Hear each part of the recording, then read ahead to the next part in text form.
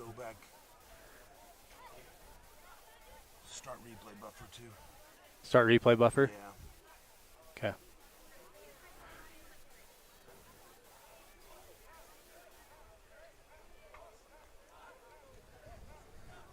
I think we found our short is in the end of that splitter, but the new one doesn't do it. Yep, looks like we're going on YouTube. So.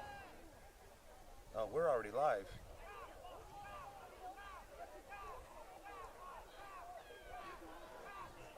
But right now it's just showing that, so I'll just wait for him to go to the actual thing when he's ready.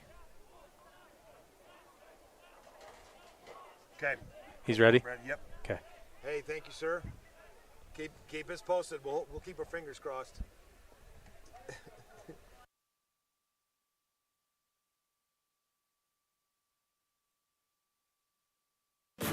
It's time for Rebel Sports on MyLocalRadio.com and 98.3 KADQ. Rebel Sports is brought to you by Rocky Mountain Power, Ready, Rich School District, Town of Randolph, Evanston Regional Hospital, Come On In, Westar Printing and Rocky Mountain Sign, T7 Propane, Station on Main, Stacy's Repair, Ellingford Brothers, Bear Lake Memorial Hospital, Bear Lake Realty, Independent Software Solutions, Jimmy John's, Dr. McKay Frankum, Crawford Trough, Woodruff Corner Store, Our Bakery, Mound Valley Cattle Company, and the town of Garden City.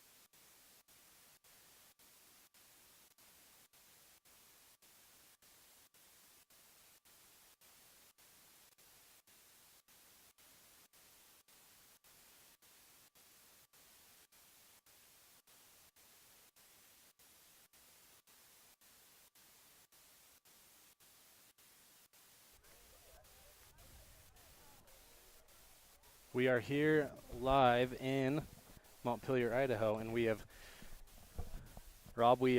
trying to figure this out. We are in an interesting setup here, so we just want to make sure that we are good to go tech-wise. So we're just going to go through some tests here, so bear with us before we start our pregame show here.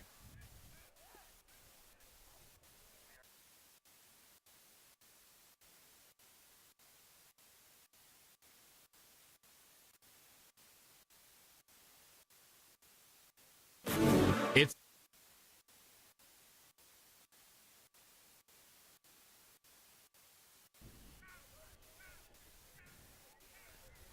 Okay, we have received the go-ahead. Rob, we are here in Montpelier, Idaho, just north of the border, as we're going to coin this the Border War, and it has been some climax leading up to this game. It is homecoming here at Bear Lake, so some natural excitement going on with their homecoming, and what better way than to play their cross-border rivals, the Rich High Rebels, and we are excited. And Rob, tell us about our setup here. Well, we are sitting in the back of an Epic Recreation pickup truck, and we are kind of on a slant. I'm not going to say how many degrees, but let's just say it's an interesting angle to try to get a camera on this field because the press box just didn't have room for us. But it's about 78 degrees, Bradley, and it's going to be another beautiful Friday night lights. There is not a breeze in the air, and this is going to be a perfect night for football. No, this is awesome. I'm literally have one leg strung over the side of this Epic Recreation truck and the other leg inside the the truck, it's going to be an awesome time. We're just here with the locals enjoying this beautiful night, and we have a very competitive and a very entertaining game to bring to you. And we are excited to start our Ellingford Brothers pregame show. And we've got a great lineup for those of you at home, and we thank you for tuning in and being such loyal supporters of the Rich High Rebels. We're going to go to break. Once again, this is the Ellingford Brothers pregame show. We'll be back after a word from our sponsors. Quality is the one thing that you can always count on when you do business with Ellingford Brothers in Evanston. You always get high-quality products and friendly, knowledgeable service at Ellingford's. Stop in today, 199 County Road, Evanston. Ready is committed to providing superior services to our customers by requiring individual accountability for excellence in quality, safety, and dependability. We are a growing company that is currently hiring across Wyoming, Colorado, Texas, Nevada, Idaho, and elsewhere. Our valued team members receive competitive wages, full benefits, and weekly pay. Interested in joining our team? Visit ReadyUSA.com. We are ready.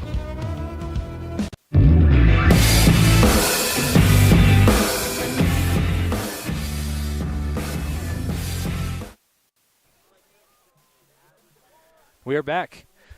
Rob, let's talk a little bit about this Bear Lake team before we – traditionally this would be when we transition into our opposing coach interview. I was not able to – we definitely talked via text, but I was not able to run down Coach Reynolds for that official interview. But if you are a fan of the BYU Cougars, you will be very familiar with Bear Lake's new head coach, Houston Reynolds.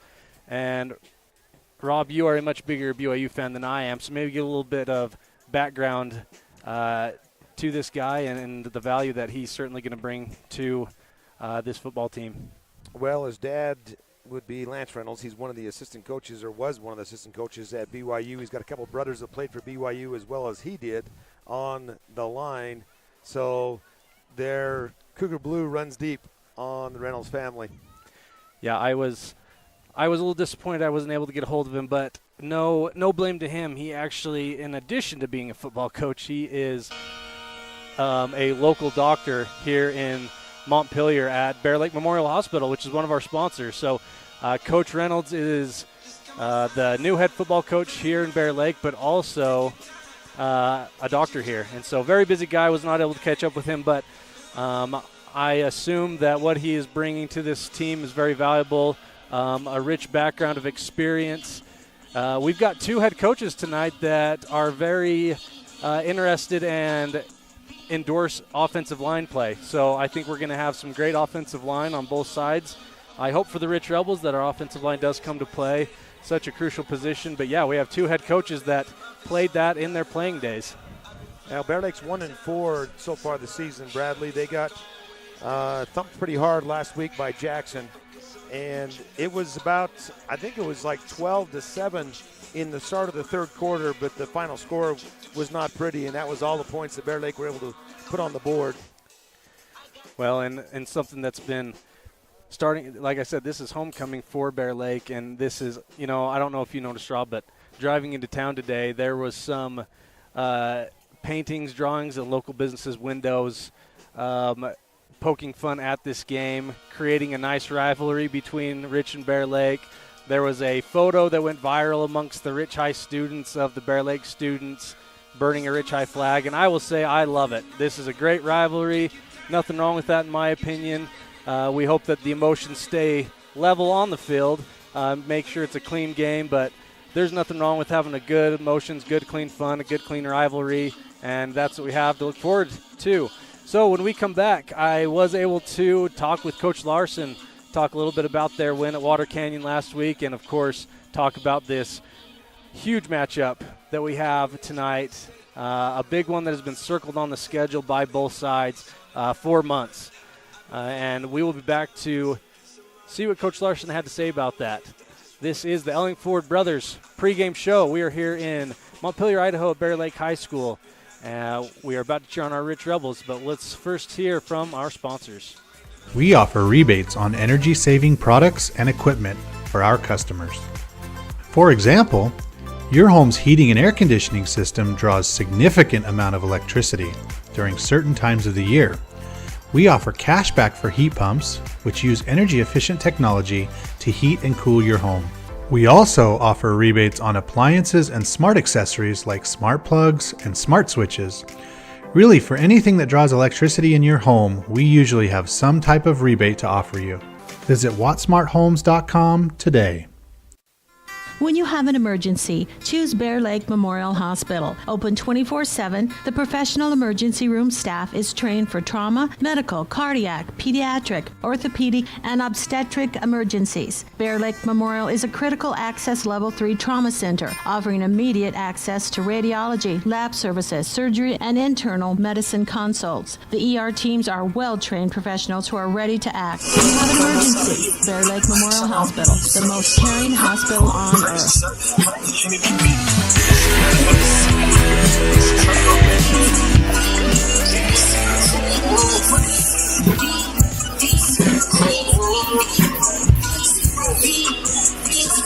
I'm here with Rich High Rebel football coach Tyson Marson. Coach, we have another week ahead of us, and it is a big one that many have had circled on their calendars, not only the boys on your team and yourself, but community members from both sides of the border as we take on the Bear Lake Bears this week. And Coach, are you trying to keep the emotions down? Are you embracing it? How are you feeling going into this week? You know, I talked to the boys this morning. When I woke up Monday morning, I was like, man, this is just one of the more fun weeks I felt in terms of just excited for a game, just because of all of the natural hype of a rivalry game and the community and how one of my brothers worded it well last year on one of the rivalry games we had, like with Cokeville, and he's like, it's amazing that you can have a game like this that means nothing to either program and yet means everything to both programs. I found that funny because it's true, the whole community is talking about it. It's just kind of fun. It's a fun week. It's a fun time of year. Just we're kind of settled into football. And you're obviously going to have ups and downs. But that was my excitement to the boys today in practice. How exciting it was. Just to wake up and like, man, we get an opportunity to play a fun football game against a rival, and it's going to be hopefully a chance to make a memory regardless of what happens on the field or the scoreboard. We're hoping that the kids come to put on a show and take part in a game where there's probably going to be a lot of people there and a lot of passion in that environment. Absolutely. There'll be no shortage of passion. And in fact, and I know that you're aware of this, there's that picture floating around of the Bear Lake student body doing some homecoming festivities in preparation to this week, and there was a Rebel flag that was used in the bonfire, and I, for one, love it. I think it's great.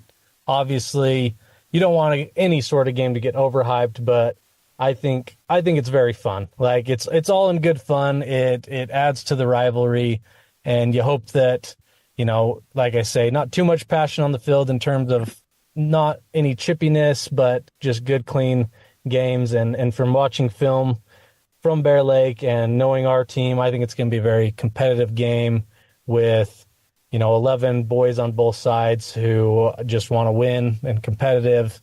But at the end of the day, very similar communities, similar size. Obviously, we share a gigantic lake together. And this is a game I hope that we get to have year in and year out. Coach, you went down to Water Canyon, good successful win there.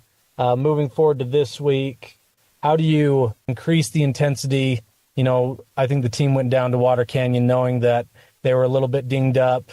The JV got a lot of reps. How do you now bring everyone back down to earth and make sure that the focus is there and everyone knows that this is going to be a dogfight?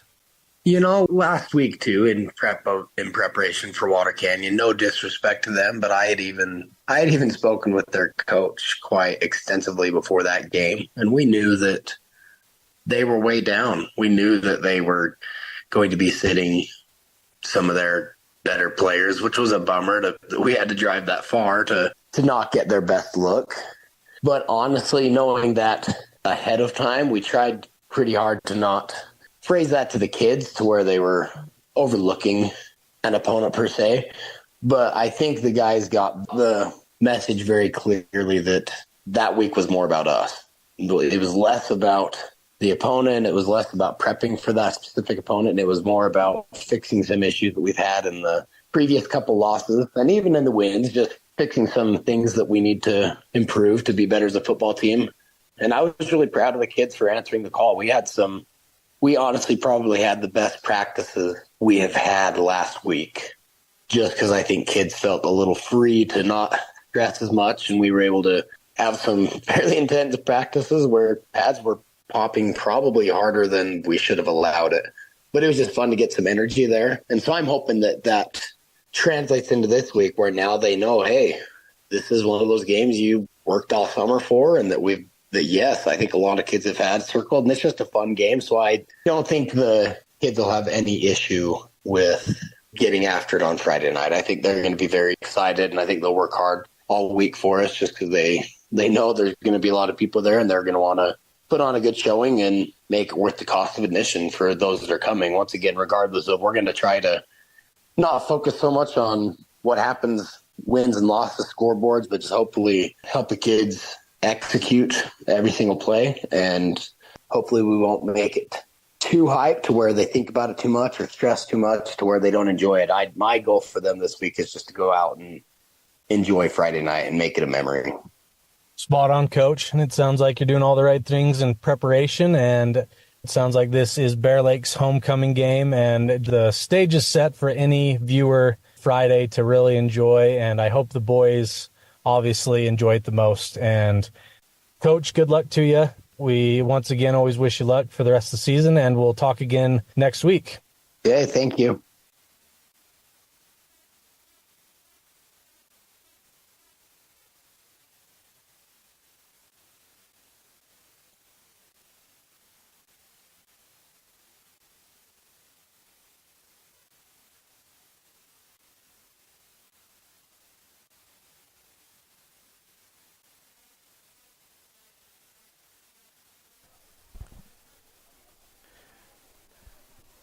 Good chat with Coach Larson. He is ready to go with his team as we see them out warming up.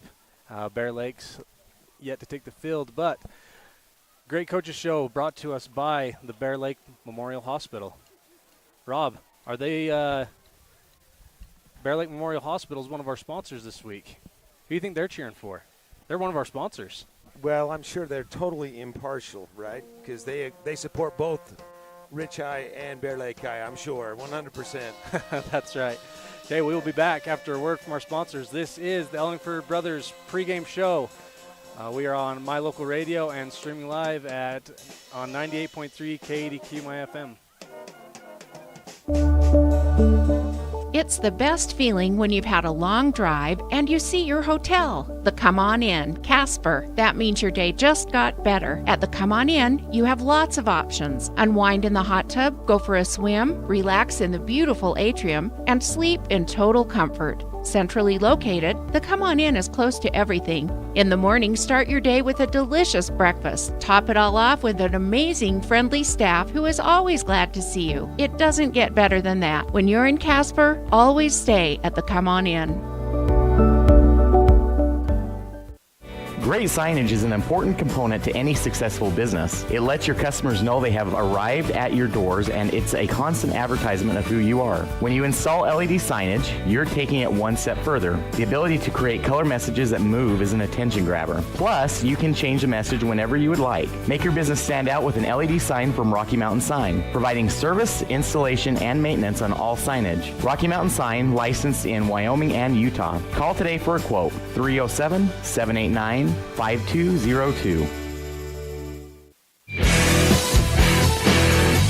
I am here with our Where Are They Now segment this week, and I am excited because I have got Elisa Swenson with me. Elisa, I'm going to try really hard to say Swenson this whole time because I still call you Elisa Peterson all the time. So does everyone else. Yeah, comes with living where you grew up for sure.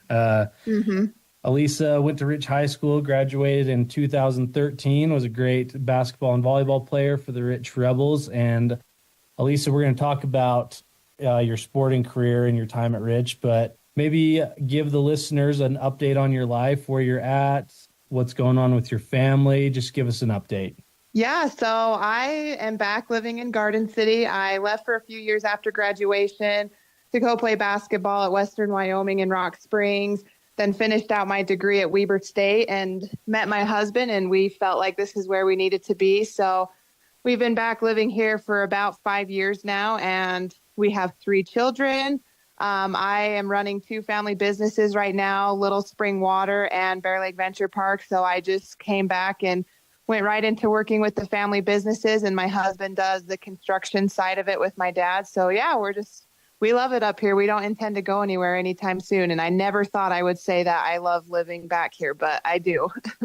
Yep, and I am right there with you. There is no place like home. I think you and I are on the same page where you leave and realize how great of a place you grew up, and it's a great thing to be able to come back. And our community benefits from you guys being back, and Little Spring Water is an awesome product that everyone benefits from as well. So Elisa, talk to us about your time at Rich High School and how you feel that what happened in high school has benefited you now and what you're doing.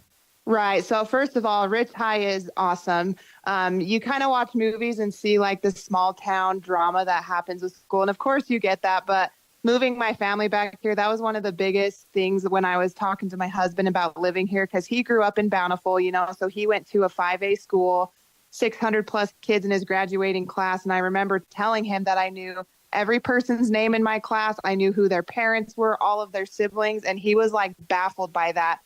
And then he actually joined me when we had our 10-year reunion last spring. And he was like, I cannot believe how cool this is. Like, you guys all still keep in touch, like to hang out with each other. He's like, like the best place ever to raise a family. And I really felt like that. I felt like I had such a close connection with my coaches. Even Coach Stewart now, every ball game she sees me at when I'm there watching my sisters, her and I talk like it's like no time even went by at all. And I just love when I come over to the high school, everybody remembers.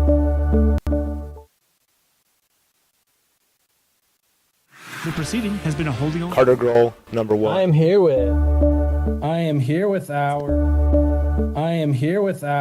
Where Are They Now segment this week, and I am excited because I have got Elisa Swenson with me. Elisa, I'm going to try really hard to say Swenson this whole time because I still call you Elisa Peterson all the time. So does everyone else. yeah, comes with living where you grew up for sure. Elisa went to Rich High School. If you've never heard a mechanic say they truly care, then you've been at the wrong place. Stacy's Repair in Woodruff is a family-owned and operated business open since 1992. Offering all types of maintenance and repair services, you can be sure your vehicle is operating at its best. Whether your vehicle is older or the newest model, gas or diesel, we fix and maintain them all. Also offering chip repair, windshield replacement, and tires. When your vehicle needs a mechanic, bring it to the ones who truly care. Stacy's Repair in Woodruff.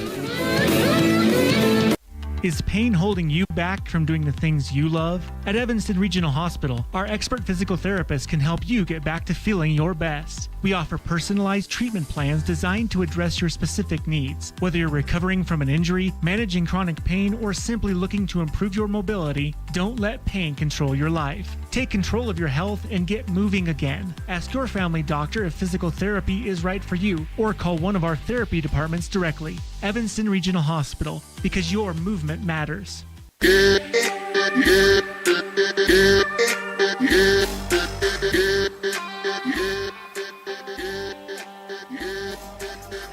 We are back here in Montpelier, Idaho for the Rich High Rebels taking on the Bear Lake Bears, part of Bear Lake's homecoming.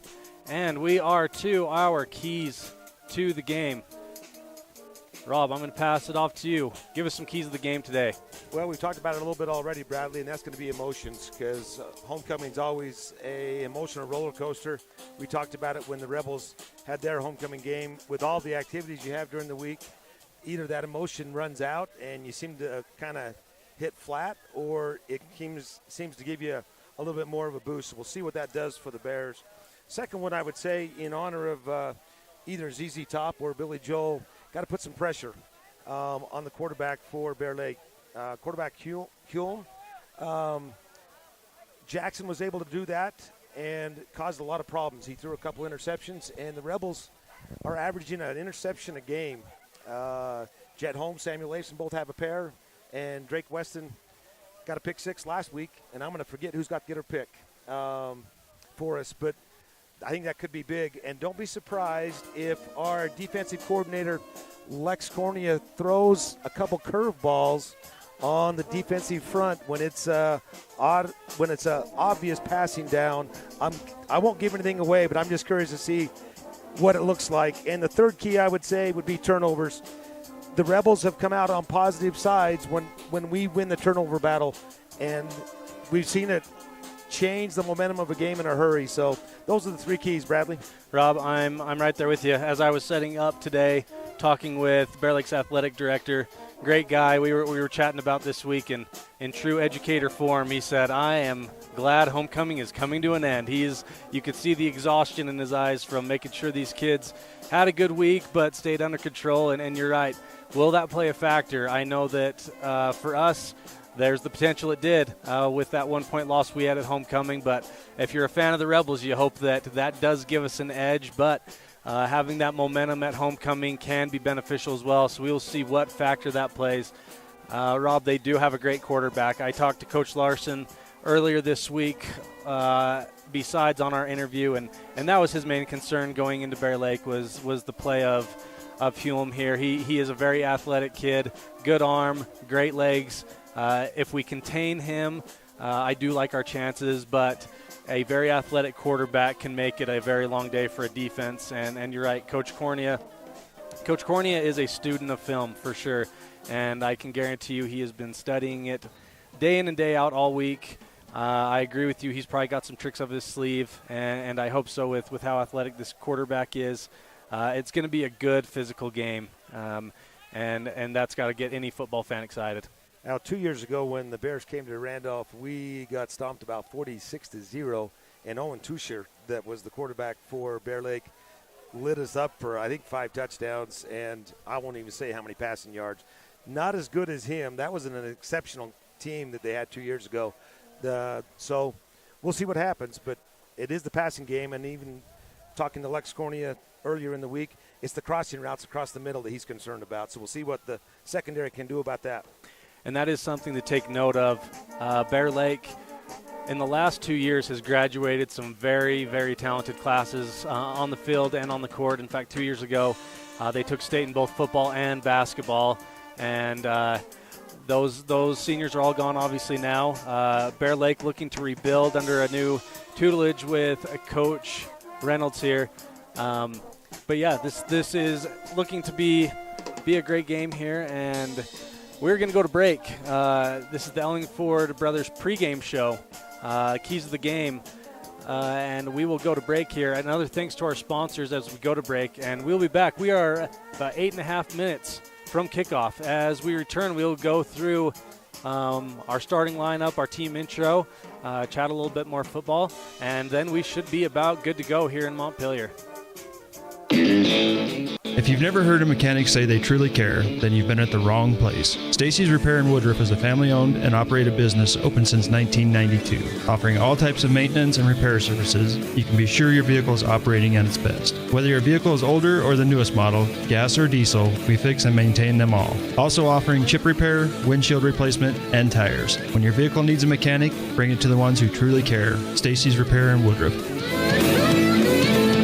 Is pain holding you back from doing the things you love? At Evanston Regional Hospital, our expert physical therapists can help you get back to feeling your best. We offer personalized treatment plans designed to address your specific needs. Whether you're recovering from an injury, managing chronic pain, or simply looking to improve your mobility, don't let pain control your life. Take control of your health and get moving again. Ask your family doctor if physical therapy is right for you, or call one of our therapy departments directly. Evanston Regional Hospital, because your movement matters.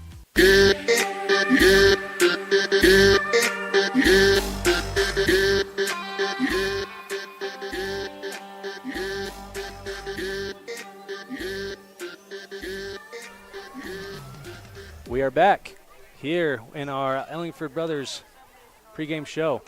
Let's do a little team intro, and then we will talk some more football. Carter Grohl, number 1, junior. I'm Nash Perry. I'm number 2, and I'm a freshman. Sam Leifson, number 3, senior. My name's Wilkes Weston. I am number 4, and I am in the 10th grade. I'm Paxton Nicodemus, number 5, 10th grade. Jet Holmes, 6, junior. Carter Hoffman, senior, number 8. I'm Zenek Stocking, I'm a senior, and I'm number 9. I'm Aiden Weston, I'm a junior, and I wear number 10. Dylan Wasden, wide receiver, DB, junior. I'm Valen Cornia, I'm number 13, and I'm a freshman. My name is Connor Creel, I'm 15, and I'm a sophomore. My name is Daniel Smith, I'm a senior, and I'm number 16. Braden Stokes, I'm a freshman, and my number is 21. I'm Antonio Maldonado, I'm a senior, number 22. Drake Weston, senior, number 23. Riker Kirk, number 25. I'm a junior. My name is Hudson Perry, I am a sophomore, and I am number 28. I'm Porter Keach, I'm a junior, and I'm number 30. Wyatt O'Malley, freshman, 34. Dylan Fonsbeck, junior, I wear number 35. I'm Jaron Moon, I'm number 42, and I'm a freshman. Wyatt Tingy, I'm in 9th grade, and I'm number 48. Cade Nelson, junior, 50. Jaden Bell, sophomore, number 52. Bailey Weston, I'm a sophomore, my number's 54. Boston Jolly, number 55, junior. My name is Max Weston, I'm a freshman, and my number is 56. I'm Jordan Johnson, I'm a senior, and I'm number 58. Easton Eborn, junior, number 59. I'm Talon Wilson Pace. I am a senior, and I'm number 60. I'm Christian Reese. I am number 62, and I'm in 9th grade. Traxton Chandler, a sophomore, number 65. I'm Hunter Cornea. We're number 66, and I'm a freshman. My name is Rylan Goff. I'm a sophomore, and I'm number 67. My name is Ian Adams. I'm a freshman, and I'm number 68. Killer Gal, sophomore, 70. My name is Breaker Willis. I'm a sophomore, and my number is 72. JJ Chandler, senior, number 73. Jack Wakefield, junior, number 75. My name is Scott Wakefield. I am a wide receiver, and I'm number 82, and I'm a freshman. My name's Tag Stewart. My number is 85, and I'm a sophomore. I'm Donald Anderson. I'm a senior. I'm a manager.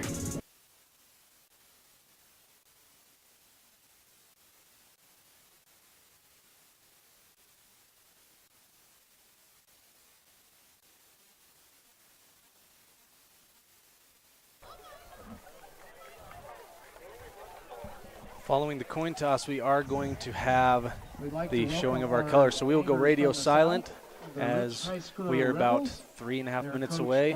We'll go radio silent for showing of the colors.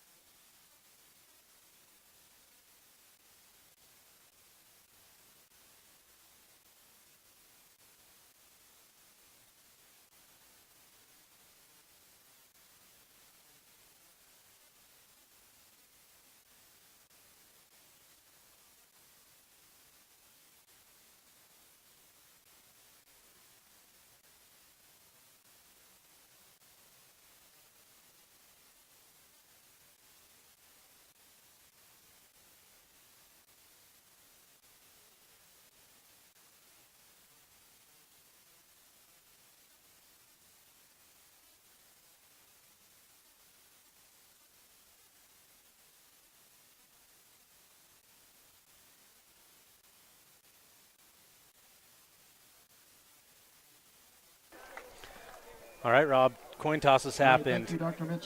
Pledge of Allegiance has happened. I guess National Anthem has happened. We are about ready to play some football. Well, looks like Rebels did not win the toss, and they'll be on defense to start with. They'll kick off to the Bears. Okay, so the Rebels to start on defense, which, if it's me, I would love to start on defense. That's a great way to start, get a big stop to start the game. Another thing that I wanted to point out, Rob, after talking with Coach Larson, he's looking for a lot more diversity in this game in terms of the running game. A lot of quarterback powers in our last few games. He's looking to spread that out a little bit more, which I think will play a big role in this. Carter's a great runner, but to get a little bit more support so that there's not so much pressure on him could play a big role today. Yeah, we know he missed last week because of an injury. He's got over 100 carries, which – do the math real quick. Bradley has 5 games and 100 carries. I'd say he's averaging about 25 carries a game, and that does take a toll on your quarterback. Well, we have a deep running back room, and I think we will see a lot of that tonight, a lot of going to the air. But we will start on defense first. A big stop to start this game would be huge for the Rebels. You really want to limit that momentum that the Bears could create on their homecoming with their first possession. Now, I do want to make note, Rob, and I said this last night with the volleyball game being an out-of-state team, a win against an out-of-state team is valuable when it comes to the RPI ranking system. So a win today, not just for pride, but good RPI points as well. A return and a good coverage by the Rebels. I believe that was Riker Kirk, number 25, yep. Great play by Riker to get down. Bears will take over 1st and 10 on their own 22. And, Rob, let me say I am happy to be back with you after my 3-week hiatus. It is great to be back. Well, this one was a nice little short drive compared to last week's run down the Water Canyon, that's for sure. Yep, if you live in Garden City like me, it's a similar drive to Randolph, so I'm kind of right in the middle. Bear Lake to take over. You will see them out of the gun a lot today with a split backfield. 2 receivers split, and the muff snap, but Bear Lake recovers well and almost enough for a first down. Recovering there was number 11, Jack Hulme, and I imagine we'll be hearing his name a lot today. And, Rob, I will be giving an update on the volleyball game as we go today as well. Currently 8-8, tied at Tabiona. Very, very important game going on down the road in Tabiona for our Lady Rebels tonight. So he did not gain as much as I had originally thought. So we are looking at 2nd and 7 for the Bears. Same formation. Hulme in the gun. He's going to do a read option and keep it. So what you saw there is an RPO, they call it, read pass option. So they do a lot of that where Hulme will be his first option to that running back going across his body, but he kept it there, which was a good read as it gave him about a 4-yard gain. And so it is about 3rd and 5 for the Bears. Drake Weston, number 23, on the tackle. Bradley. And speaking of Drake, we will have him as our standout student at halftime. So the Bears they've got doubles to the left. In shotgun with a fullback to Hulme's right. He'll send number 4 in motion across his body. A give up the middle to that fullback, and he will be stopped short, I believe. That was Tony Nomikos. And let me make a note too, Rob. 11, Jack Hulme, who was their quarterback, who was one of the big playmakers, just a sophomore. Yeah, they got lots to look forward to in the future, that's for sure. So looks like you're going to get a punt team. It is seeming like a punt. Now, with it being homecoming, emotions playing a big thing here. I would be watching for a potential fake to open up the game, but they may kick it away as well with number 18, Caleb Wiscombe, in the back to punt with, it looks like it was Daniel in the back. We got Daniel Smith and Drake Weston. Drake Weston very deep. Daniel Smith playing it safe midway through. And there's the fake right there. And the Rebels, will they snuff that out? I do believe they do. They do. Not much of a gain there. So, fake punt. Rebels step up and make the stop, a huge stop to start this game, as the Rebels will take over 1st and 10 on the Bears' 30-yard line, going the other way. Rob, that could be one of those plays of the game. It could be. We talked a couple weeks ago about field position and starting on your opposing team's 30-yard line. Can't ask for much more than that. So a great start. We got to capitalize here as the Rebels come out in a spread formation. Miscommunication there. So what they had there was Perry was the lone back in the backfield. It looked like we were running a midline, which was the fullback going right up the gut. Miscommunication there as Perry and Hoffman went opposite directions. Hats off to Hoffman there, getting at least 2 yards on that one, as it was a broken play. Rebels back under center again in the spread formation. Hoffman under center. Now we're doing it the right way. Hoffman keeps it, and he slips. Loss on the play. That was an option to the outside. Hoffman kept it. Quarterback keeper, as they would say, and he slipped, bringing us back to 3rd and 11.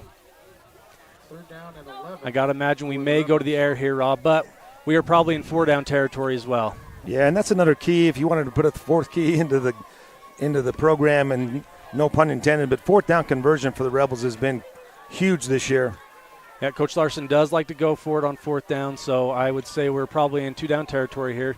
Trips to the left with Leifson, Weston. It's going out to Perry, but a reverse to Weston, and he has got room to go. He has got room. He's going to the 10, to the 5, and he'll be tackled out of bounds. Great play call there by Coach Larson. Reverse to Weston. Big gain. Big gain on that 3rd and long. First and goal for the Rebels. Rob, I love the play call there. They probably knew that we were going to do some sort of keeper to the outside. Toss to Perry, reverse to Weston. Worked out in our favor. So we are back in the spread formation. Perry in the backfield. Hoffman under center. We're going with the option again. Hoffman with the keeper trying to get in. Nothing doing. 2nd down coming up for the Rebels. Going to lose a couple. So I will say, Rob, most opponents that we play, Rich has the reputation of running the option. I guarantee that is what they have been practicing this week. Even if Rich never ran it one time, you're still going to hear the opposing team saying, watch the option. And number 3, Trayson Thornton on the tackle. And those outside linebackers for Bear Lake are a talented bunch so far from what we've seen. Hoffman under center, going to be a quarterback keeper. Looks like he gets a little bit of a gain there, bringing up a 3rd and short for the Rebels. Still 3rd and goal. Inside the 5 at the 4-yard line. 3rd down and goal now for Rich. So in this very early game, Rob, this will be a big battle at the line of scrimmage.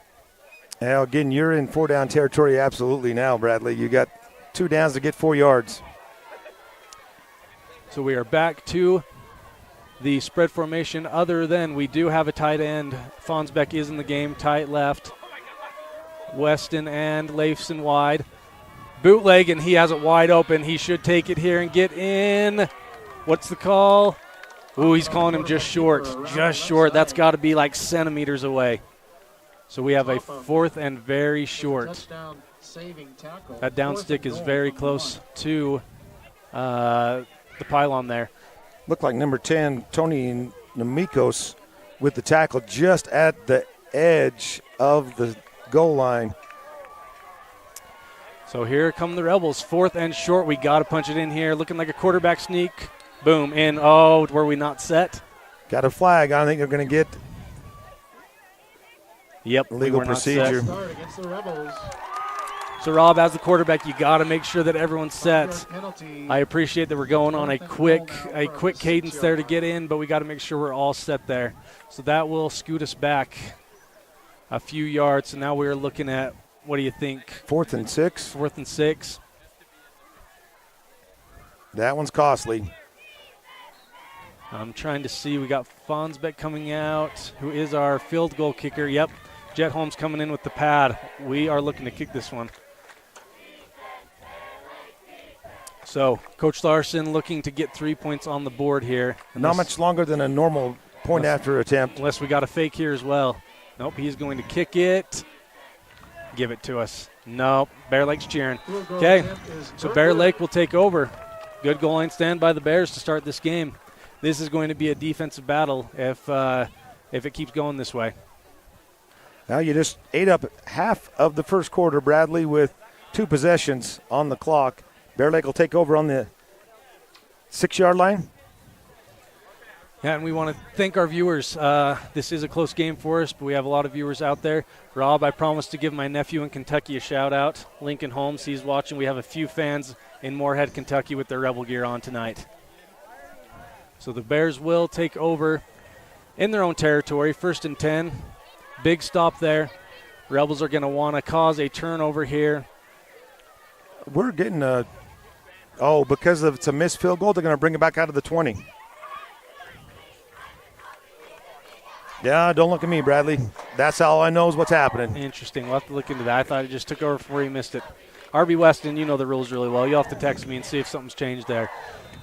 Bears in the gun. Full back to Hume's left. Back to his right. Read option again. He's going to give it right up the middle. Oh, the ball's on the ground. Let's see who gets there. We just talked about turnovers. Rob, you've mentioned it as well. Whoever that was for the Rebels did a great job clawing at that ball. It looks like it will stay with the Bears. 2nd down. Bear Lake recovers the ball. Looked like Nomikos was the ball carrier. He picks up 3. 2nd down and 6. And that was a herd of Rebels there. Combination of Weston, Hoffman, and Perry in on that tackle. One of them with the strip there. So we have 2nd and about 6 for Bear Lake in their own territory. Bears come out in shotgun with a slot to the left, wide receiver wide. He does send one in motion, making it trips to the left. Is a quarterback keeper. He has got moves. He has got the 1st down. Hume with the quarterback keeper. Well, if he is anything like that throughout the game, he is as good as advertised, Rob. Absolutely. 14-yard pickup. 14-yard pickup for the sophomore, as that gives the Bears some momentum.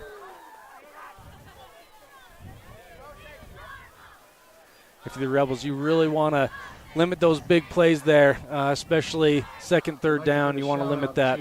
But we will see that play over and over again. The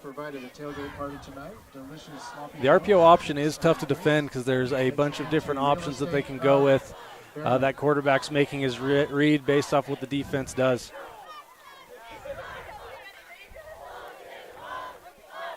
Bear Lake in shotgun, split backs. Sends his man in motion. He's got the swing pass, but he chooses to go middle and incomplete.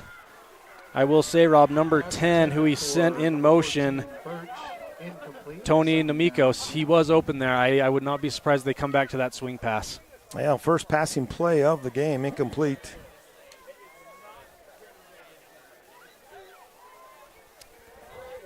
So, yeah, Rob, going back to that missed field goal, they must consider that. Chatting with my friend RB Weston, we're thinking that must be considered a touchback in that situation. Bears in shotgun, split backfield. Wide receivers to both right and left. He is going to keep it, and they snuff it out. That is Riker Kirk, correct? Yeah, it is. And that was the shift that you were looking for, Bradley, because you're putting some of your smaller compared to the defensive line up front because of their quickness. Yep, and I do like how we are putting Riker Kirk at defensive end right now. Big part of playing defensive end is getting that containment, and it does take speed to do that. And the reason on that quarterback keeper that there's nowhere to go is Kirk did do a great job containing the end there. So we have 3rd and long. You got to think we're passing here, Rob. Yeah, you can see Lex Cornea with the arm motion on the sideline saying, look out for the pass. So it is go time for our defensive backs. We have Holmes, Weston, and Leifson, along with Smith, the safety. Hume does drop back. He has got a man. Incomplete, just incomplete. Great coverage there by Aiden Weston. That was intended for number 9, Caden Anderson. Caden Anderson playing for Bear Lake. Bradley, what's up with that? You know, he missed the game. He suited right back up. Actually, that Caden Anderson is part of the Wallentine family. I believe he is my wife's first cousin. There you go. So he does have some. There is a connection there. There is a connection for more than one reason. So the Bears are going to punt here. I would imagine they're going to punt this time. Yeah, I would expect that 4th and 15. Yep, so he does punt. Good punt. Just past the logos. Perry there just threw his arms. Bear Lake is probably going to recover that. Yep, they will. That will be Bear Lake ball going the other way. Rob, that was definitely one of those situations where Perry had speed coming under it, and you just worry if that might get muffed because of the velocity coming down. Yep. But I just had a conversation with our junior high quarterback this week, and hopefully this isn't too sensitive to say, but sometimes with football you have to have a little bit of the Alzheimer's where you just forget about it, right? Yep. You got to have a short memory. If you're Perry there, shake it off. Time to get the Bears to go 3, 4 and out and get the ball back. Well, Bear Lake had great coverage on that. There was at least 8 guys that could have recovered that. Correct. They were there. That's a great point. So the Bears are at midfield. Hume sends his man in motion. There's going to be a quarterback keeper with a pulling guard to the outside, but the Rebels snuff it out. Carter Grohl there in the backfield. That is a huge play on that first down play. Tackle for loss, about 5-yard loss, 2nd down and 15. So they are really wanting to get on the outside of us, Rob. They pulled their lineman there, number 72, but Grohl did a great job reading that play, pursuing on the backside to make that tackle there. Well, Hume has about as many carries as a quarterback as Carter Hoffman, so it's definitely the go-to bread and butter for the Bears. And I don't know if you can tell on the camera here, the Bears do have a lot of size up front, so our boys are doing a great job getting some penetration there and pushing that big offensive line back as we are looking at a 2nd and 15 right at midfield for the Bears. Split backfield out of shotgun. Sends a man in motion to his left, and he goes. That is a wide receiver screen to the left. Holmes and Hoffman on the tackle there. Pass complete to Henderson. So he sent his man in motion to be the lead blocker for a backside wide receiver screen there. Often they call it a tunnel screen. Well-designed play there, and that gave him about 10-yard gain. Yeah, I'd give him 11 on that one. 11-yard gain. We are about a minute and a half. That flew by, Rob. Minute and a half to go in the first quarter. I guess that's what happens when you have a lot of runs, not a lot of incompletions on passes, a couple change of possessions.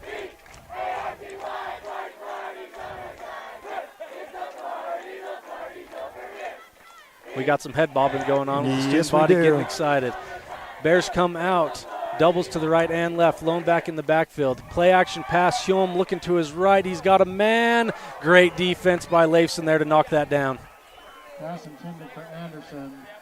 Rob, I need a little bit more excitement. You're being way too trying not to be biased there. That was a great play by Leifson. Yeah, I got to bite my tongue because my heart goes about 4 feet down when I see plays like that happening.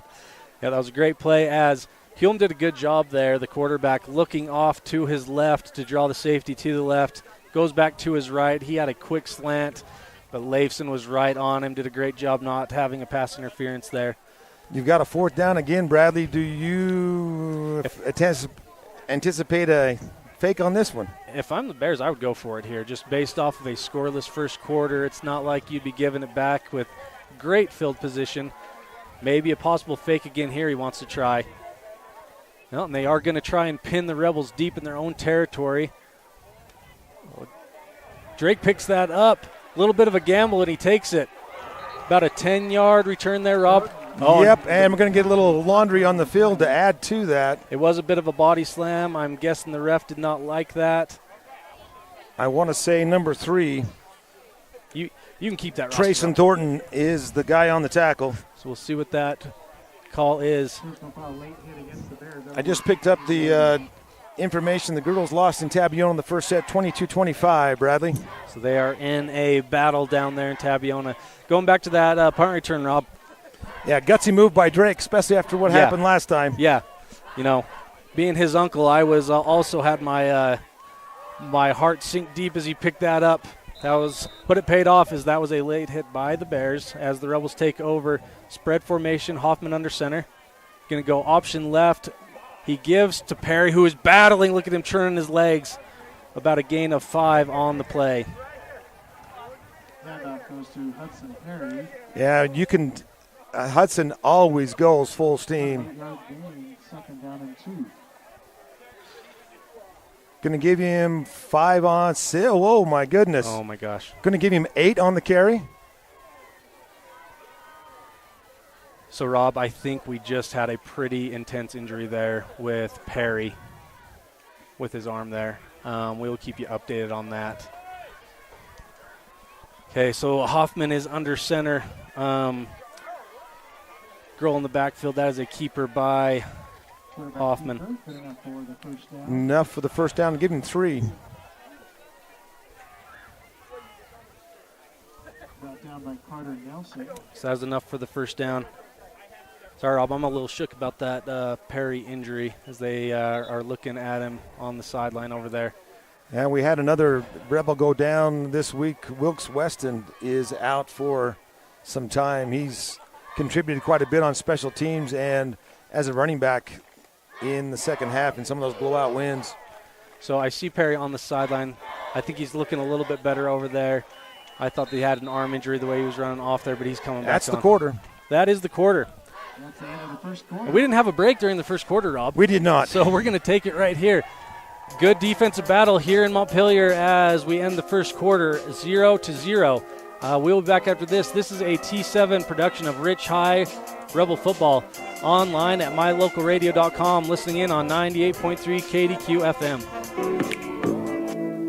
Welcome to the town of Randolph, located in northern Utah. The first group of settlers came from St. Charles, Idaho in March of 1870. We are a town of great extremes, from 90 degrees in the summer to minus 40 degrees in the winter, and we hold the record for the coldest temperature ever recorded in Utah at minus 50 degrees. Randolph is a small, friendly community that strives to preserve our rural heritage and small town feel. Enjoy the feeling each time you visit Randolph. Go Rebels!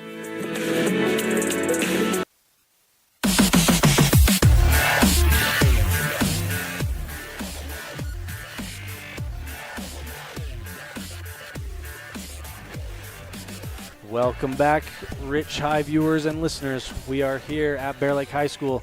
Start of the second quarter. Let me get our scoreboard here. Not that it shows much right now, 0-0 as the Rebels first play out of into the second quarter. That was to Weston, but not much of a gain there to the outside. Looks like they're going to give him no gain at all. They're quick back on the line. Okay, so Rob, we have a wildcat formation. Pitch out to Perry to the outside. That is snuffed right out. So that is a wildcat formation with Weston at quarterback with Perry to his left. I didn't know that they were implementing this week.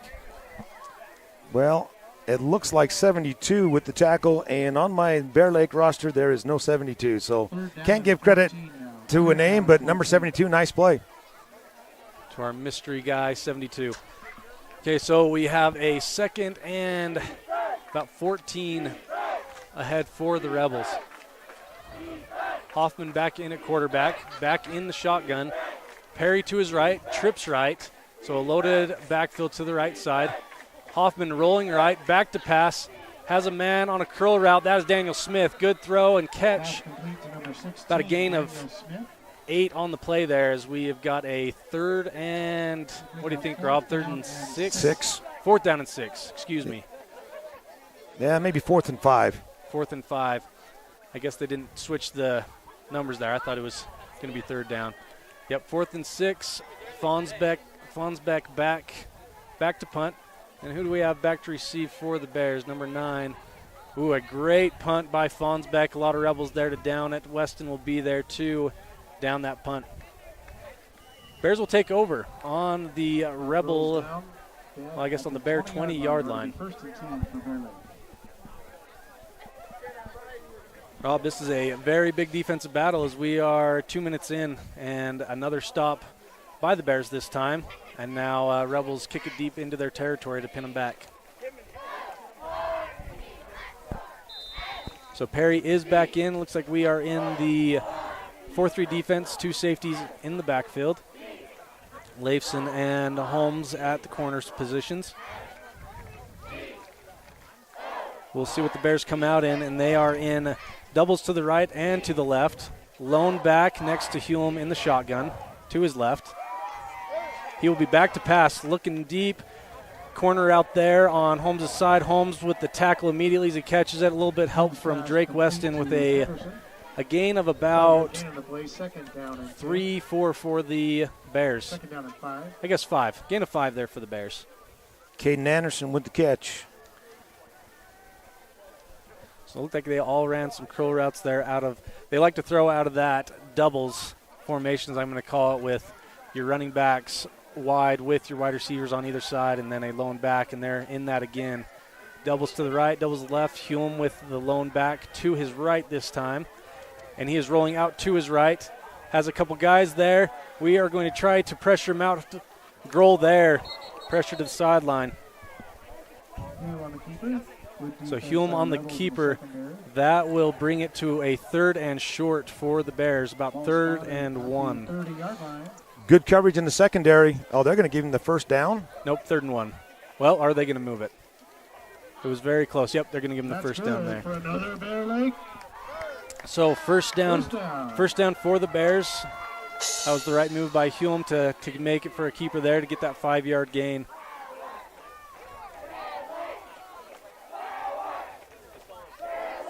Bears now with a bit of a split backfield, doubles to the right, single receiver to the left. That will be a give to the outside. Decent gain there for the Bears, for Thornton, I believe, for the Bears. Yep, looks like Drake Weston and Hudson Perry on the tackle, picks up 7. Yeah, the Rebels, the Bears are starting to chip away a little bit more and more. The Rebels need a big stop here as we're at 9.5 minutes to go till halftime. I think it's going to be a race to that first score before the half. And if you're the Rebels here, Bears are picking up momentum. Split backfield in the gun. Hume brings his man in motion, and he runs a pivot route, but let's see, it was, I believe, Leifson there on the coverage. And they're going to pick up out to the 39-yard line. So about 3 yards. 2 or 3 yards on the play. So, Rob, that is a pretty good play. He sends his man in motion. He goes just a step upfield and then a pivot route just to the sideline. Tough one to defend as a defensive back. Looking at a quarterback sneak here. I think the Rebels I don't think that's there. going anywhere. So we are going to have a 4th and short. Great stop by the Rebels. I'm assuming Hume was the one with the carrying that.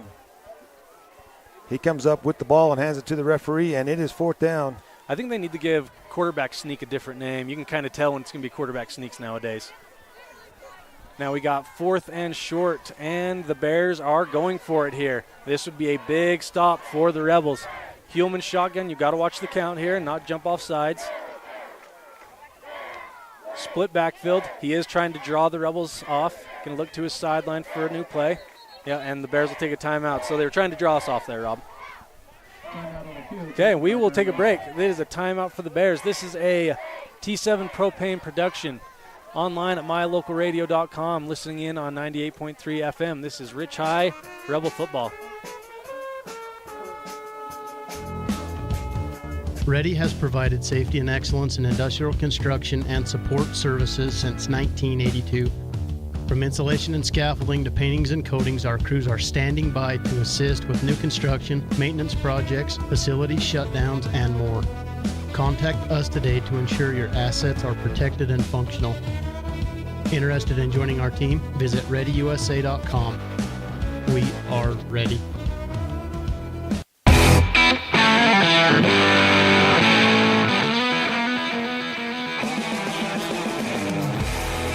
We are back here. We have 8 minutes left here in the second quarter as time is winding down to the end of the first half.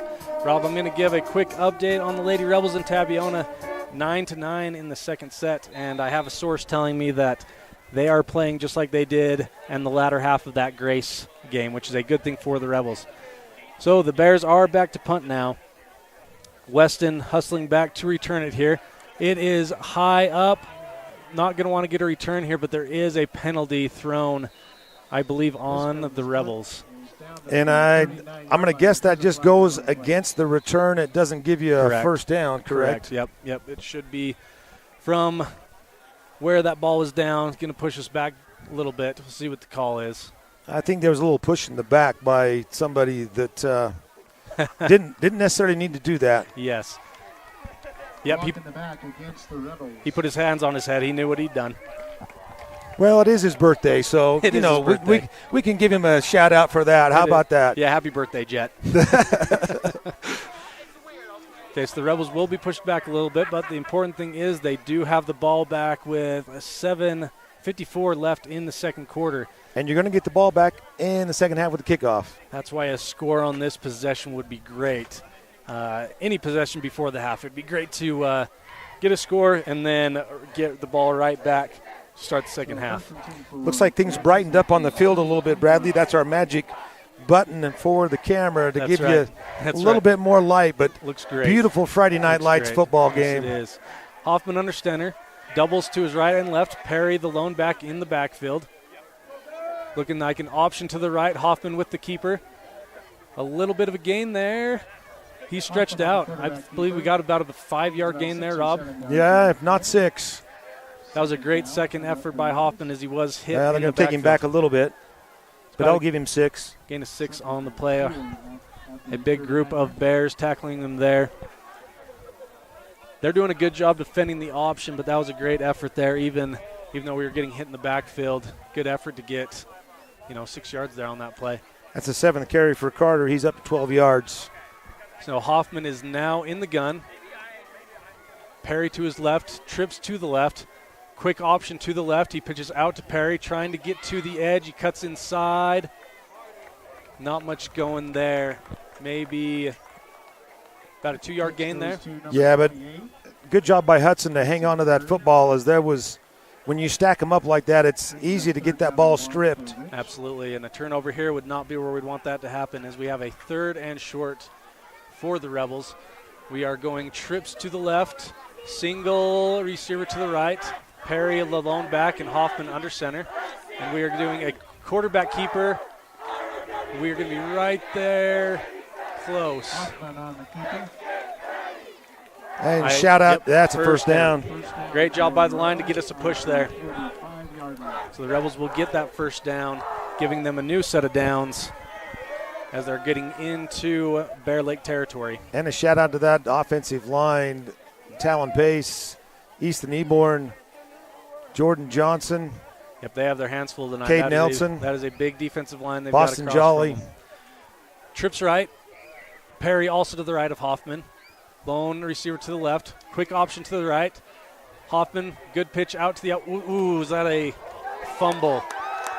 Let's see what they'll call here. I believe they are giving it to fumble on the play there. That was a quick pitch out to Perry. Hit on the outside, a fumble that almost went out of bounds, but recovered before going out of bounds by the Bears. Lots of turnovers this half, Rob, for both sides. Looked like he got, it's an old term, but he got clotheslined on that end. I was wondering if we were going to get some sort of face mask there, but nothing.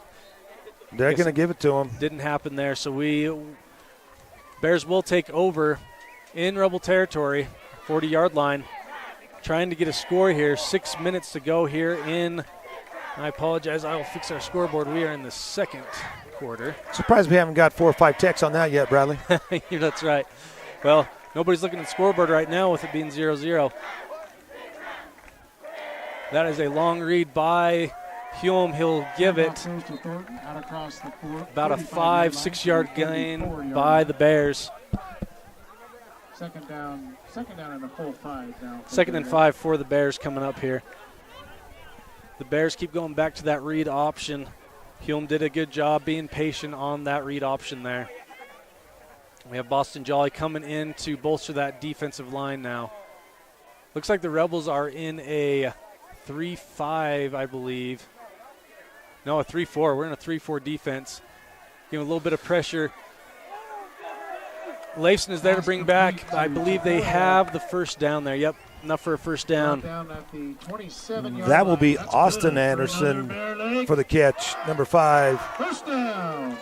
Yes. I think my son's trying to get an extra jerseys. Yeah, he did a good job there pulling him back, try to stop that progression downfield. So the Bears will keep it with doubles to the right, doubles to the left, lone back to Hume's left. It will be a give up the middle, and that's going to be a big gain. The Rebels need to make a stop here as we are just under 5 minutes till halftime. Second down and 3. Tony Nomikas on the carry for 7 yards. Down to the 20-yard line, right on the money. About a 7-yard gain. If you are the Rebels, you do not want a 7-yard gain on that first down, as the Bears do have momentum. Rebels need to stop here as the Bears come out with trips left. Hume with a back to his right. Going back to pass. He has a man. That's picked off. Picked off by Holmes. He's taking the left side. Another turnover forced by the Rebels. This is a back-and-forth battle. There's a birthday present for Jet. There's a birthday present. Much better that time. That was a great play by Holmes in the end zone. That doesn't get caught. That gets caught by the Bear in the end zone. So, big stop there for the Rebels. We are at 4 minutes, 18 seconds till half. Once again, Rebels would love to get on the board before halftime. As you said, Rob, they get the ball to start the second half. Well, turnover. And we'll see if the Rebels can keep this. Going to be a long drive. Doubles left, doubles right. Perry, the lone back. Hoffman under center. Option to the left. Holmes on the quarterback keeper. The Bears did a good job getting right there to Hoffman on that quarterback keeper on that option left. Gain of about 2, maybe 3 on the play there. Number 77, Jace Farmer on the tackle, number 77. Bring up a 2nd and 7 for the Rebels. We are at 3.5 minutes till halftime. Rebels need to pick up their pace as they've got a bit of a drive to go. Trips to the right. We got a tight end, Fonsbeck, down and stance to the left. Hoffman in the gun with Perry to his right. Bobbled snap there. The Rebels do retain possession. Bobbled snap, though, which will push us back. Big loss, 3rd and long now for the Rebels. And it looks like we do have an injured Rebel on the play. I cannot tell who that is. Yeah, and I have to take the camera away from that because I don't like to see a player squirm. We're going to go to a quick break here. We'll be back, give you an update on this injury. This is a T7 Propane production of Rich High Rebel Football, online at mylocalradio.com and listening in at 98.3 KDQ FM. Ready has provided safety and excellence in industrial construction and support services since 1982. From insulation and scaffolding to paintings and coatings, our crews are standing by to assist with new construction, maintenance projects, facility shutdowns, and more. Contact us today to ensure your assets are protected and functional. Interested in joining our team? Visit ReadyUSA.com. We are ready.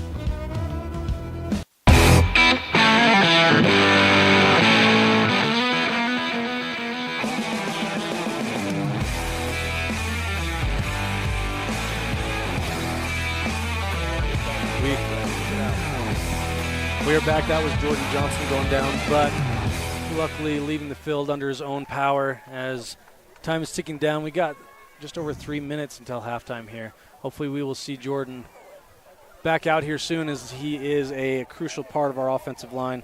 Rob, update. Lady Rebels win the second set, 25-13 at Tabiona. That's a turnaround. That is a huge win of that set for the Rebels as they go to set number 3. We'll keep you updated. As Hoffman is in the gun, doubles to his right, doubles to his left, Perry to his right, back to pass, setting up a screen play to Weston, as Weston is trying to make a big gain as he can, and he is going to get the first down. Great screen there. So we had the line. If you thought, hey, the line's not doing their job, everyone got past them. That is how that is designed, as the line went forward to set up that screenplay for Weston, and it is enough for the first down. Great call there by Coach Larson, as we were a very, what was that, third down, Rob? Were we at third down, 3rd and long on that play? 3rd and 14 at least. 3rd and 14, screenplay down the middle. Love the call Picked there. up 24 yards on the pass completion to Drake. Keeps the drive alive, 2.5 minutes to go. Trips left. Hoffman, pass back to Perry. A lot of Bears there. He's going to try to make something out of nothing. We will have about a 2-yard loss there. The Bears did snuff it out. That D-line stayed at home. You kind of hope that they bite on the rollout to the left. They stayed home on that, as Coach Larson's going to take a timeout here. Rob, we're sitting at just over 2 minutes to go.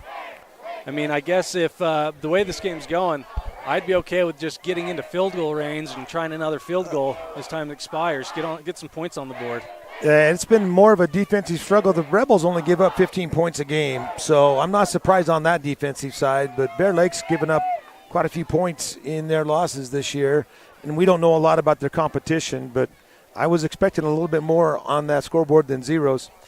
Yeah, I will say we talked a lot about, hey, are we going to see a fatigued Bear Lake team with all these homecoming festivities with a tough loss last week? But they are very much dialed in, as are the Rebels. Whenever it's 0-0, you could say offensively no one's doing very well. There's the turnovers. That's a big part of it, a lot of turnovers. But both defenses, you got to give them credit. They have come to play. It's kind of funny in a small school, you give credit to the players on defense. Same guys as on offense. We're just having more production on the defensive side right now. Looks like you're going to say there's a no gain on that pass, Bradley. Okay. So we have trips to the left, very wide. Weston and Fonsbeck to the left as Hoffman rolls out. Flag, that might be a hold. Oh, but he has Weston who dives out. Great effort by Weston as he sprawled out for that catch, just overthrown. But we have a flag. Yep, that's going to be a hold on the offense. Weston had a step on him, just a tad overthrown, but either way, coming back for that hold. Second penalty on the Rebels. The first one was that illegal procedure on the 1 yard line, which was huge. Yes, that was that was a big one. Wish we would have gotten in then. So that will push the Rebels back quite a bit. We're looking, what is that, Rob? 2nd and 16? At least. Maybe even 18. We're quite a bit back. Ball's on the 25. Yeah, so 2nd and long here facing the Rebels. About 2 minutes left before halftime. Hoffman in the gun with Perry to his right, doubles to his left, doubles to his right. Takes the snap, drops back to pass, has good time, plenty of time. Gets it to Weston on that out route. That is complete, I believe, almost to the original line of scrimmage. I think we're going to look about 3rd and 13. Yeah, 3rd and 13. Up to the 32, so 7-yard completion. Yep, 7-yard completion there. Good throw by Hoffman to get it there before Weston reached the sideline. Going to try to get this conversion on this long 3rd and 13, because I got to think if we don't get this, we got to punt it. So we've got doubles to the left, doubles to the right once again with Perry next to Hoffman. Perry's going to run. Oh, he's got Perry on the wheeler out there, but he goes to Weston on the out route. That's going to just a short gain, but we got some whistles. Do we have a flag there, Rob? Or maybe timeout by Bear Lake. So we may not have gotten out of bounds there, and Coach Reynolds wants to stop the clock, which he does. So we got 4th and 12 for the Rebels, who I assume are going to kick it deep here. And the Bears are going to try to set up a quick drive as they've got just under a minute and a half to go until halftime. Yeah, Rob, if I was to guess, I would not have thought that we would be scoreless at halftime. It is trending that direction. Yeah, it looked like that time Carter kind of rolled out to that right-hand side. He had receivers open on this other side, but that's hard for a quarterback to be able to see back this other side. Well, the thing you hope is what happens is, the coaching staff saw that was open. We come back to it, and you let Hoffman know, hey, that backside is probably going to be open on the next one. You come back to it. So Fonsbeck is back to punt. Rob, we got number 9 for Bear Lake. Back to return. I believe that's Anderson, correct? It is. Caden Anderson punting from his 20. Averages about 40 yards a kick. He's going to want a deep one here as Anderson is back, and he does have some speed as we've seen on those routes. A bit of a high snap, but Fonsbeck has a great punt to get it back for the awaiting Rebels to down it. And that is a great punt by Fonsbeck. We needed that. Great roll. Flip the field, 20 to the 20. Great roll. Great punt by Fonsbeck. So the Bears will take over on their own 20-yard line with just over a minute to go in this first half. So if you love a good defensive ball game, you were loving it. If you were wanting a bunch of points and some action to happen, well, hopefully that happens in the second half. Yeah, well, watch one of the 8-man games. Yeah, that's right. You'll see 46 points on the board. That's right. So the Rebels are going to need to stop any sort of momentum here. Let's not depend on a turnover to happen. Let's just have them go 3 and out here, potentially putting us into the half 0-0 with the Rebels getting the ball to start the second half. Hume is in the back with a doubles to his left and right, lone back next to him. He is going to roll to his right. He's got a man potentially there. Great defense by Perry to get there. Just a step there, hit the ball to avoid the pass interference there. Had 2 receivers on this side, one short, one long. Good coverage by the secondary for the Rebels. Hume has a very impressive arm, and as we stated earlier, just a sophomore. He had it right there. Luckily, we were there as well in the secondary. With a minute to go, obviously Bear Lake is not afraid to go downfield, as it does stop the clock as well. We are 2nd and 10. Bears on their own 20, looking to put some points on the board before the half. Rebels trying to prevent that as they do get the ball to start the second half. Hume with the play action, going downfield. Was that complete, Rob? It was complete, yep. Out to the 41, Jet Holmes on the tackle. So another bringing attention to Hume's arm. He hit him right in stride on that, what they call the seam route. Just a straight sprint down the field, but it's got to be a quick throw right in front of his man, and that's just what he did. A tough one to defend if it's thrown right. Bears in a hurry-up offense as they will spike the ball. We have seen the Bears go under center, I think, twice for a quarterback sneak and the spike there, and that will stop the clock with 46 seconds to go.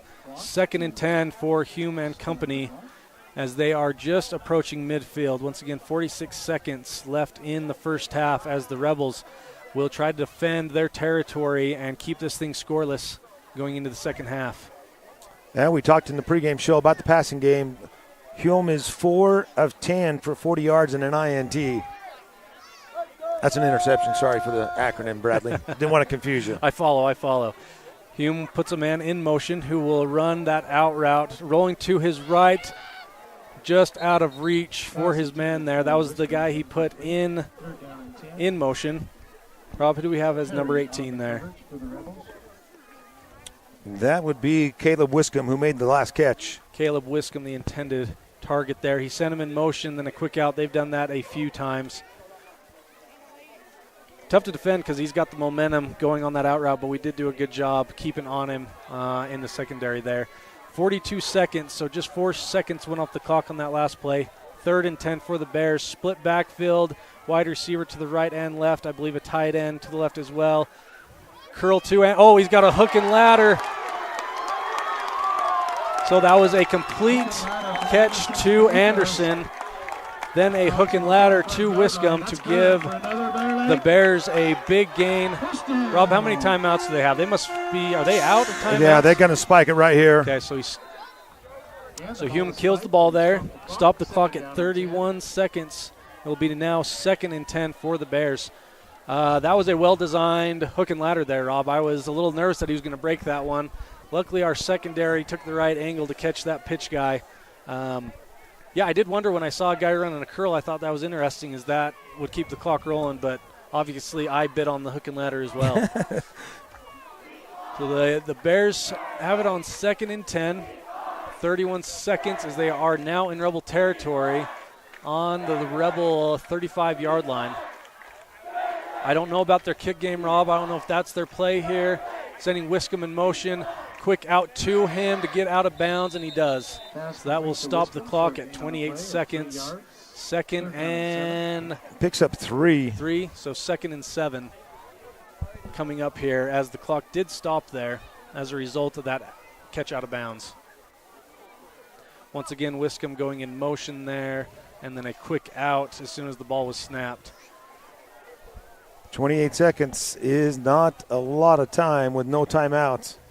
Yep, you got to be strategic here if you're Coach Reynolds. You don't want to sack, and you don't want necessarily to get a catch across the middle. You want to keep it to the outsides, which he's going to do here on a stand, and he will get the first down and then get out of bounds. But we do have a penalty here. I don't know if you saw what happened there, Rob. I think we got a hold on that edge. That will be a big call for the Rebels. Did our corner get held there? Is that what you I saw, think Rob? so, yeah. That is a tough play for a cornerback, as I've watched that position a little bit. in the last little while. You get a screen on that, and you've got a guy right in front of you. You've got to get off that block to make the tackle, and he couldn't get off the block because he was being held. Yep, that was a good play. Was that Jet over there on that side? Yeah, when that corner comes, you got to hope that he's blocking you outside the shoulder pads, and that's what happened there. So the Bears will be backed up. Now it is a 2nd and 14. 19 seconds left, and the clock is rolling. 16, 15, 14. This may be the last play. He's got a man deep, and he is open. Incomplete. Great coverage. Was that Leifson? That was Leifson on the coverage, and I just about lost 6 years of my life right there. Well, that would only make you, 39? Yeah. So we've got 6 seconds left. He had a man. Who's number 5, Rob? I don't have it in front of me. That would be Austin Anderton. Austin Anderton. Anderson, is that what it was? Anderton.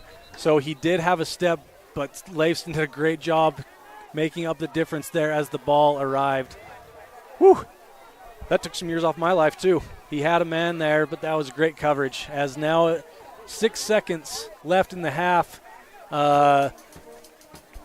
Hume, we just saw he can get to the end zone from here. He can. I think Coach Larson wanted to talk this one over and talk about prevent because you got to just keep him out of the end zone. Yeah, I imagine. That hook and ladder worked beautifully before. You could see him trying to pull something like that off as well. Yeah, and that's an old play from the Rebel playbook. Yes, it is. And my favorite hook and ladder, I'm gonna give a throwback to the best college football game of all time, and that was Boise State versus Oklahoma in the Fiesta Bowl. That hook and ladder was done at midfield, and that is something that would work here. But if you do it right and have coverage deep in prevent, like you said, and I'm sure Coach Corney will only send three rushers here. Yeah, we haven't got a lot of pressure on Hume. That was one of the keys of the game. So you have Smith and Perry almost in the end zone. Everyone else pretty deep as well. Snap is back. This will be the final play of the half, and Hume crosses the line of scrimmage, so he's got to do it with his legs if he's going to do it. Fumble on the play. That's picked up by Smith, and that will end the half. That ball has hit the lot on the ground this half, Rob. It has, and I'll credit Samuel Leifson for causing that fumble. Yep, because he did have a lane to run. The best athlete for Bear Lake, keeping it there. Had to be a little bit nervous, but great play by the Rebels defense there. They've made some great plays to keep this one scoreless. We're going to go to break. This is a T7 propane production of Rich High Rebel football. Watching online at mylocalradio.com, listening in on 98.3 KADQ FM. We'll be back with Drake Weston, our standout student of the week. You will hear from him next. Rich County, Utah is a place where your neighbors are also your friends. A community where traditions matter and every person is important. These community values translate into an excellent school system filled with caring individuals who are committed to each student and their success in the classroom, on the field, and in life. In partnership with the entire community, Rich School District empowers learners to attain excellence through citizenship, wellness, collaborative teamwork, and academic excellence. Great signage is an important component to any successful business. It lets your customers know they have arrived at your doors, and it's a constant advertisement of who you are. When you install LED signage, you're taking it one step further. The ability to create color messages that move is an attention grabber. Plus, you can change the message whenever you would like. Make your business stand out with an LED sign from Rocky Mountain Sign, providing service, installation, and maintenance on all signage. Rocky Mountain Sign, licensed in Wyoming and Utah. Call today for a quote, 307-789-5202.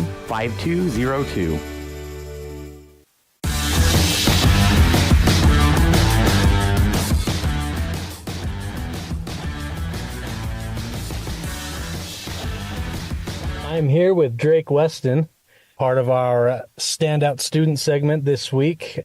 Drake, thanks for taking some time out of your day to chat with not only the voice of the Rich High Rebels, but your favorite uncle.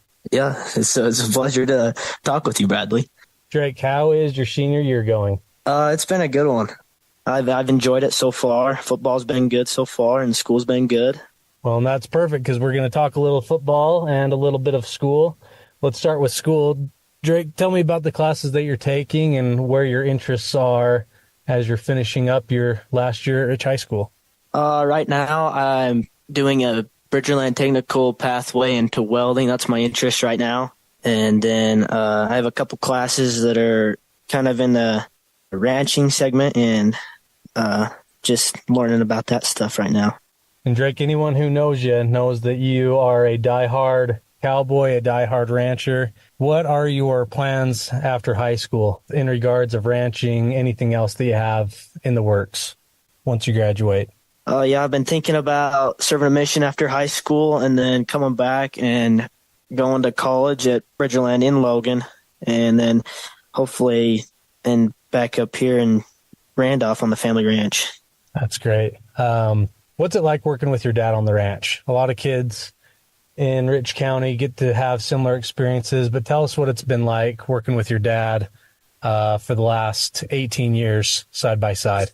It's helped me grow as a person and become better. And, my dad, he works really hard and he teaches me the way of the ranch life and teaches me how to take care of things and what priorities come first. And he's just taught me how to work hard, and he's always understanding. And so the working hard aspect of things, let's segue into football.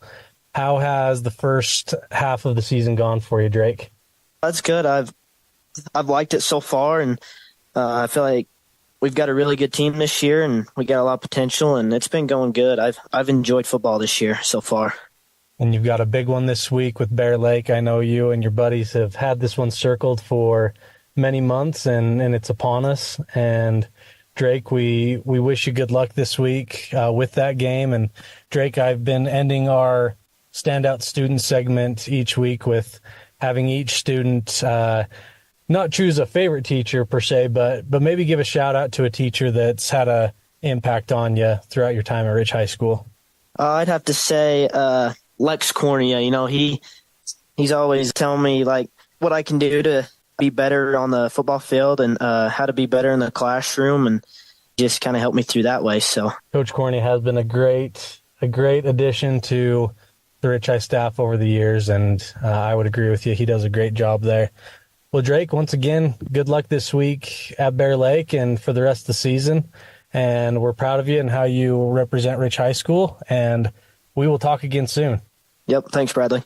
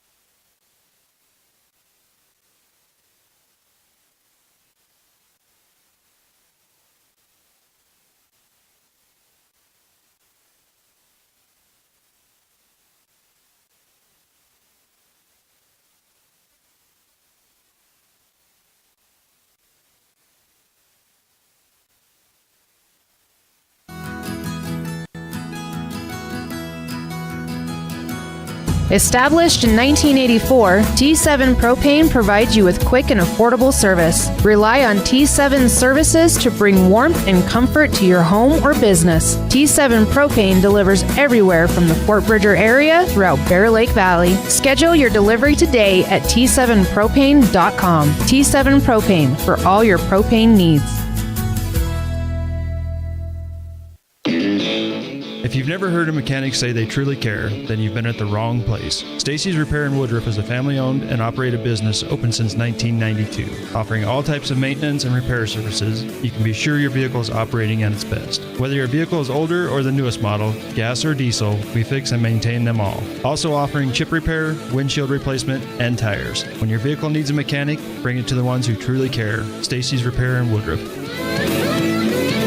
At the Evanston Walmart, you'll find all the tools students need to succeed. Our team is committed to providing quality products and an excellent shopping experience. Stop in today. 125 North 2nd Street, Evanston. Walmart. Save money, live better.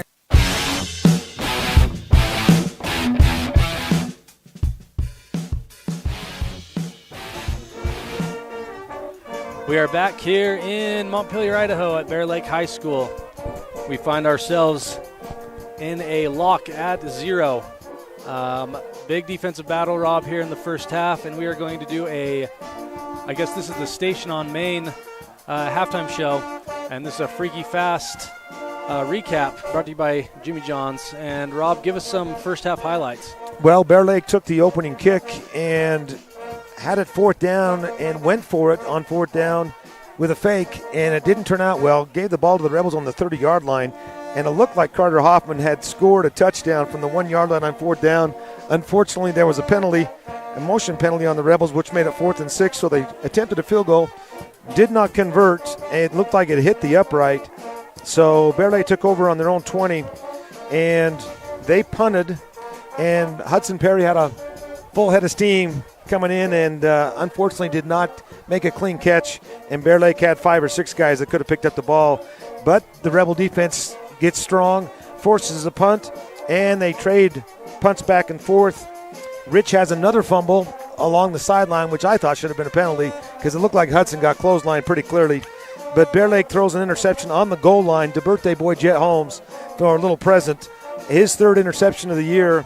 And then Rich returns a punt, and Bear Lake on the last play of the half fumbles the ball. So we talked about some of the keys, always turnovers, and there's been a bunch of them, but nobody's put points on the board yet, Bradley.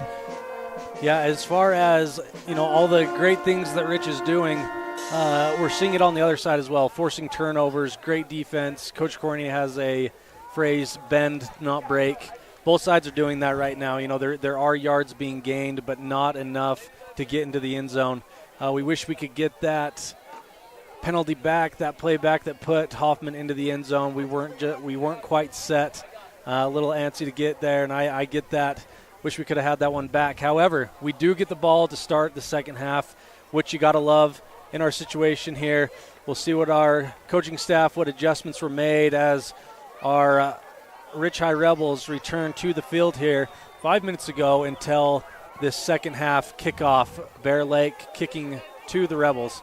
Rob, we got to make some big plays right out of the gate. I feel like if we can get the momentum here, first possession coming out of the second half or coming into the second half is often the most important possession of the whole game. I think we saw that at North Sevier when they were in town. That third quarter started off, the Rebels went 5 or 6 plays down the field, scored immediately, and that seemed to be a big momentum booster for the Rebels, as well as putting us back in the ball game on that one. Yeah, I've always been a firm believer that if you come out, especially in a game like this where we are gridlocked at 0, if we come out offensively, make some big plays, get into the end zone. I don't care how long it takes. I don't care if we have to milk most of that half or that quarter, all the better. But just to get into the end zone, get points on the board, it may be one of those games where we win 7-0. Win is a win. Defensive ball game, and we're going to have a battle here to start the second half. A couple stats in that first half. Carter Hoffman has been perfect, 5 for 5 for 40 yards.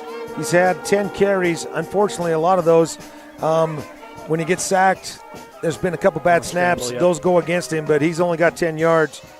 And on the other side of the ball, Jack Hume, I'm not sure how to put that one in the stat book with the hook and ladder, but he's had 15 attempts, and he's completed 8 of those. So that passing game that we've been concerned about is starting to click a little bit better in that later in that second quarter. How many yards does Hume have right now? Yeah, that's a good one. I'm going to guess about 80. Okay. So Hume is like as advertised. He has a great arm. They do like to run the ball as well out of that RPO offense. He's dangerous with his legs. Rob, I think if we can just handle Hume in this second half, shut him down, make sure that the gains are limited, I like our chances here in the second half. We're going to go to break here. We got 3 minutes until this half starts, so after this commercial break, we'll be just about ready to go. This is the Station on Main halftime show, brought to you by My Local Radio. For those listening or watching on mylocalradio.com and listening in on 98.3 KADQ FM, we'll be back after this.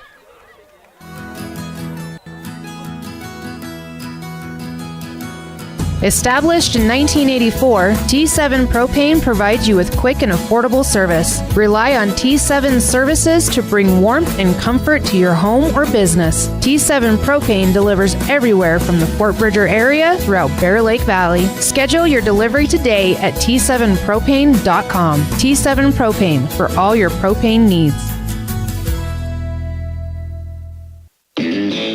If you've never heard a mechanic say they truly care, then you've been at the wrong place. Stacy's Repair in Woodruff is a family-owned and operated business open since 1992. Offering all types of maintenance and repair services, you can be sure your vehicle is operating at its best. Whether your vehicle is older or the newest model, gas or diesel, we fix and maintain them all. Also offering chip repair, windshield replacement, and tires. When your vehicle needs a mechanic, bring it to the ones who truly care. Stacy's Repair in Woodruff.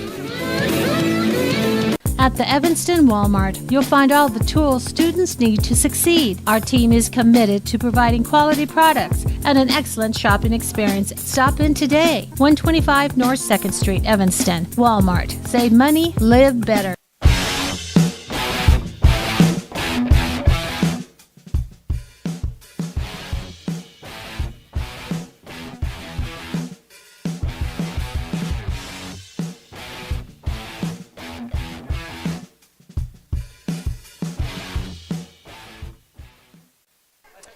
We are back as the third quarter is about to begin here. Rob, a awesome update. The Lady Rebels take set number 3 to go up 2-1 on Tabiona going into the fourth set down there. So we are just under a minute to go. We are about to enter battle in this second half here. Rob, both teams are about to dig very deep. We will see who really wants this one as we are entering into a scoreless first half behind us, seeing who's going to draw first blood here in the second half as the Rebels are set to return. Well, this is where a little bit of fatigue maybe from homecoming week could impact the Bears. If you are a Rebel fan, that is what you really hope here. And the Rebels, if we can get a good return here, get good possession, that would be for all the better. It looks like we will be going, let's see, right east to left, yeah. Yep, east to west here to start this second half, as that clock ticks down and the Bears take the field as well.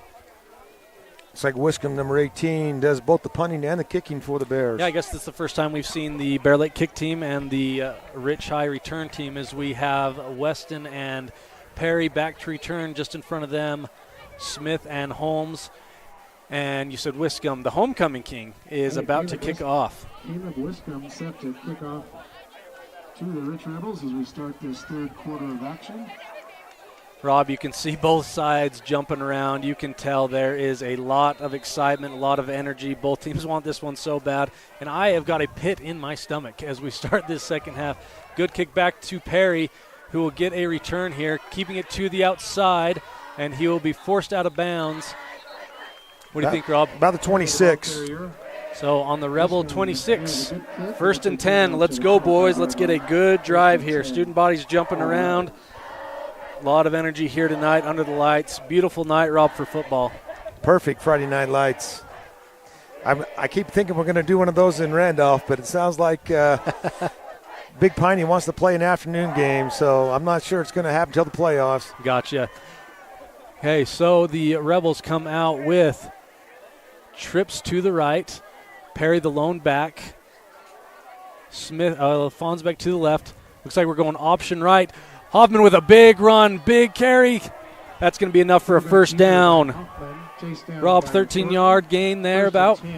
Yeah, that's the biggest running play for the Rebels tonight. And interesting, we have run that play many times, and they have snuffed that out. Hoffman doing a good job to cut back on that play after he pulls it from Perry. We have got doubles to the right and to the left. Perry the lone back, Hoffman under center.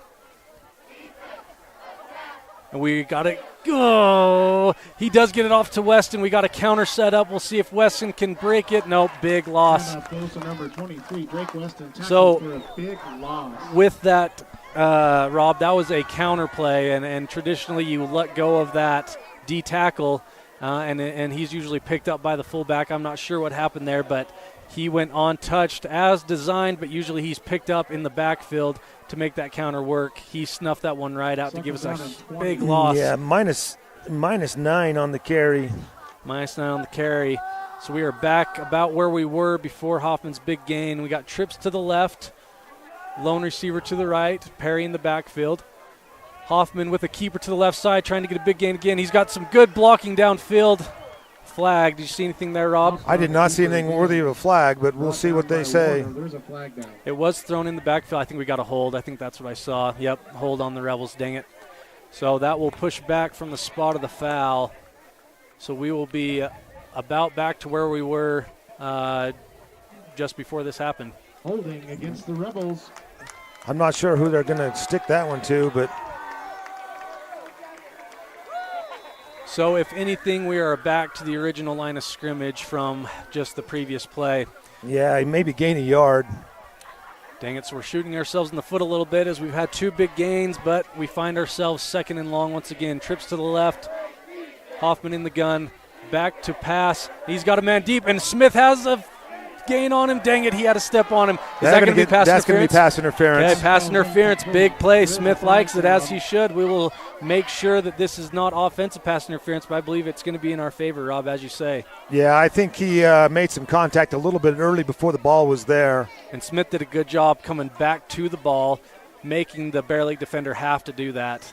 He's pleading his case, but at this point, there's not a whole lot you can do about it. That's Caden Anderson, I think, number 9. That was Daniel Smith on that route. Daniel doesn't get enough credit for his speed. He had some great speed there because we know how fast Anderson is. We've seen him running his routes tonight. Daniel Smith with a great route there. It remains second down, but now just 2nd and 5. Trips to the right, Hoffman under center. Perry in the backfield. Ooh. I apologize, folks. I was really zoned in there. So the Bear Lake defense did penetrate very well on that, but Hoffman kept it, ducked his head after initial contact, gaining 4. Yep, 3rd and 1. 3rd and 1 coming up for the Rebels. You got to think we go quarterback sneak here. Live to see another day, another fresh set of downs. Let's make sure everybody's set. Don't want a motion penalty. And it looks like we are taking our time getting up here. Wise move as Hoffman goes under. Looking to have that quarterback sneak. He picks the right side. Good gain on the quarterback sneak. Gain of about 4. I don't see any laundry on the field, so that will be a 1st and 10 for the Rebels. Yeah, a couple penalties on this drive have made it a little bit back, 2 steps forward, 1 step back, but you're into Bear Lake territory at the 44-yard line. Rob, as I sit back here on the hood of this truck, I want to give a shout-out again to Epic Recreation for letting us use their pickup truck, as that was what we were advised to do by Bear Lake High School to have the height here, and it's a good setup. So as we have 1st and 10, Hoffman on the keeper, gets it to the outside where we've had success this half. Hey, if it's not broke, why fix it? This is working this half. Looks like he's going to pick up 7 on the play. So I believe what's happening here is what we call a midline, and Hoffman has the option to give it to Perry right up the middle or keep it for himself to the outside. And as you see, Perry getting met at the line each time, and Hoffman pulling it for 5 to 6 to 7 yards a carry. Trips to the right, Perry in the backfield. And it'll be a give to Perry, and he's got a lane. He's got a lane for the 1st down. Rob, I love that play call there, because if you're Bear Lake, you're thinking, hey, we got to bolster the outsides. That's where we're getting beat. And it is just given to Perry right up the middle. And we have a downed Rebel here. Rob, do you know who that is? Is that Aiden Weston? I cannot see For a some number. reason, I thought that was him. I'm not sure. If it's he would be number 10. Ammon Toffin, number 6, on the tackle for the Bears. And Rob, for our Bear Lake, Utah listeners, Topham is a popular name. He is a very talented wood carver in the area. If you see any wooden bears around Bear Lake, he probably did that. So give a little shout out to the Tophams there. So we will go to break here for this injury timeout. We will be back. Well, we got the Bear Lake fan cam. So we are going to go to break here. And now a message from the experts at Bear Lake Realty. Welcome to Legacy Beach. Great beaches in the summer, 10 minutes from Beaver Mountain in the winter. Townhomes now starting at $649 for poolside townhomes.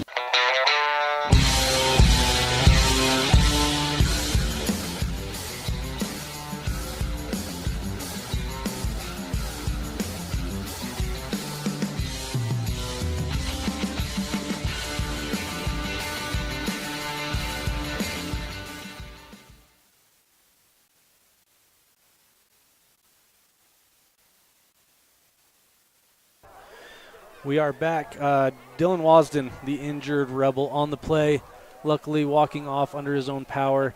Not sure quite what happened there, but I do believe we will see him back in this ball game. He was blocking downfield, and we got to give a shout-out to the receivers for the Rebels because they are doing a good job making those, letting Carter and Hudson get into the second level. You're right, Rob, especially with those runs to the outside. Once we get there, it is up to the backs and the receivers to make those downfield blocks, and we've been doing very well with that.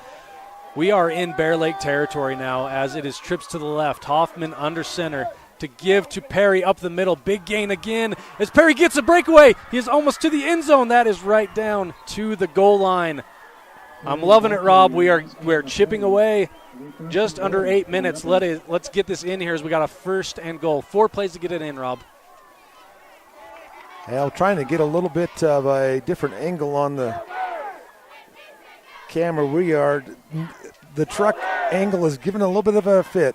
Doubles to the right and to the left. Hoffman with the keeper. I believe he will be just short. I think he gets down to the 1 or the 2. So we have 2nd and goal. Just a few feet away from getting into the end zone, getting those first crucial points on the board. As we are at 7.5 minutes to go. You don't want to rush it here. So make sure we're all set in our places. We're spreading them out. Trips left. I believe we now have, is that Grohl in the backfield? Fonsbeck to the right. And I don't think Carter's going to get much more than maybe a half a yard. It looks like they're still back on about the 3.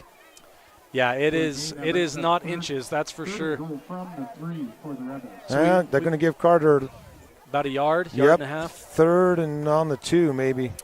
So for those watching at home, if it's hard, it is that angle right now, but we are so close. Trips to the left, 3rd down. It would be great to get in here and not have to depend on that 4th down play to get in. Quarterback sneak, he is in. He has got to be in. Touchdown Rebels, and it is a big one. Quarterback keeper. Rebels go up 6-0 here midway through the 3rd quarter. We'll credit Carter Hoffman for the 2-yard run. So he got a little push from the back. That's just it's just a little bump, right? Just a bump. There's no flag. Nothing wrong happened. So the Fonsbeck back to put us up by 7 from 6. Snap is a bit high. Hoffman handles it. That is good. And that is good. Rebels go up 7-0. Rob, we talked about the importance of that first possession. Rebels do a great job moving the ball. We were faced with some adversity, some pushbacks, whether it be penalties, defense pushing us back. We battled, showed some grit. We got into the end zone. We're going to take a break. This is a T7 Propane production of Rich High Football, online at mylocalradio.com and listening on 98.3 KADQ FM. Rich County, Utah is a place where your neighbors are also your friends. A community where traditions matter and every person is important. These community values translate into an excellent school system filled with caring individuals who are committed to each student and their success in the classroom, on the field, and in life. In partnership with the entire community, Rich School District empowers learners to attain excellence through citizenship, wellness, collaborative teamwork, and academic excellence.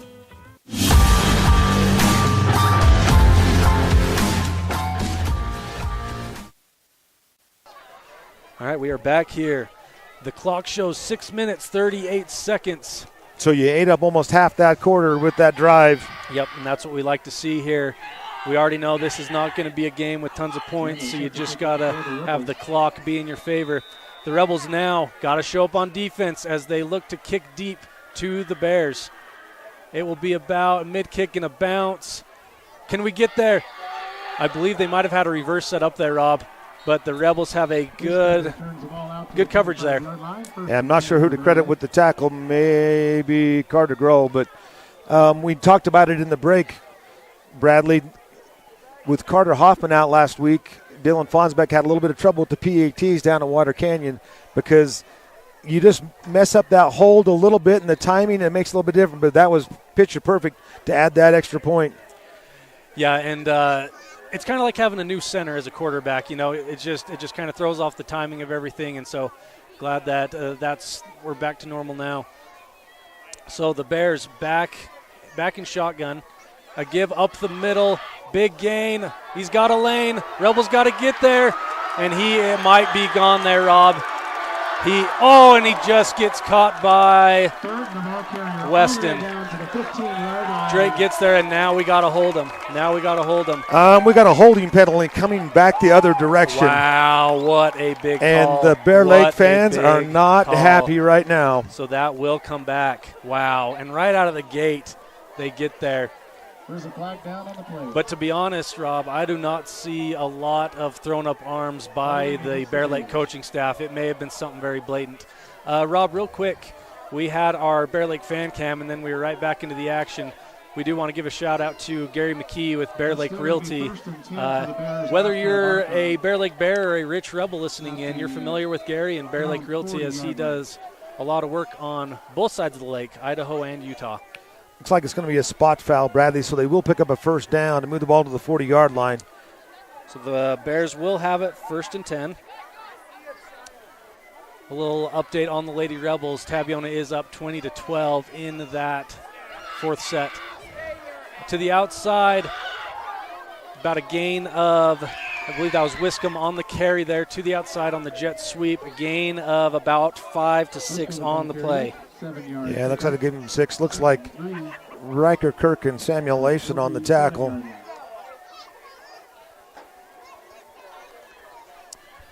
So the Bears will now have a 2nd down and 4. Boy, that hold penalty was big. Yeah, it was. The Rebels now have to take advantage of that as the Bears come out, doubles left with a tight end, doubles to the right as well. Hume back to pass to Anderson, as he will break about 4 or 5 tackles after the catch.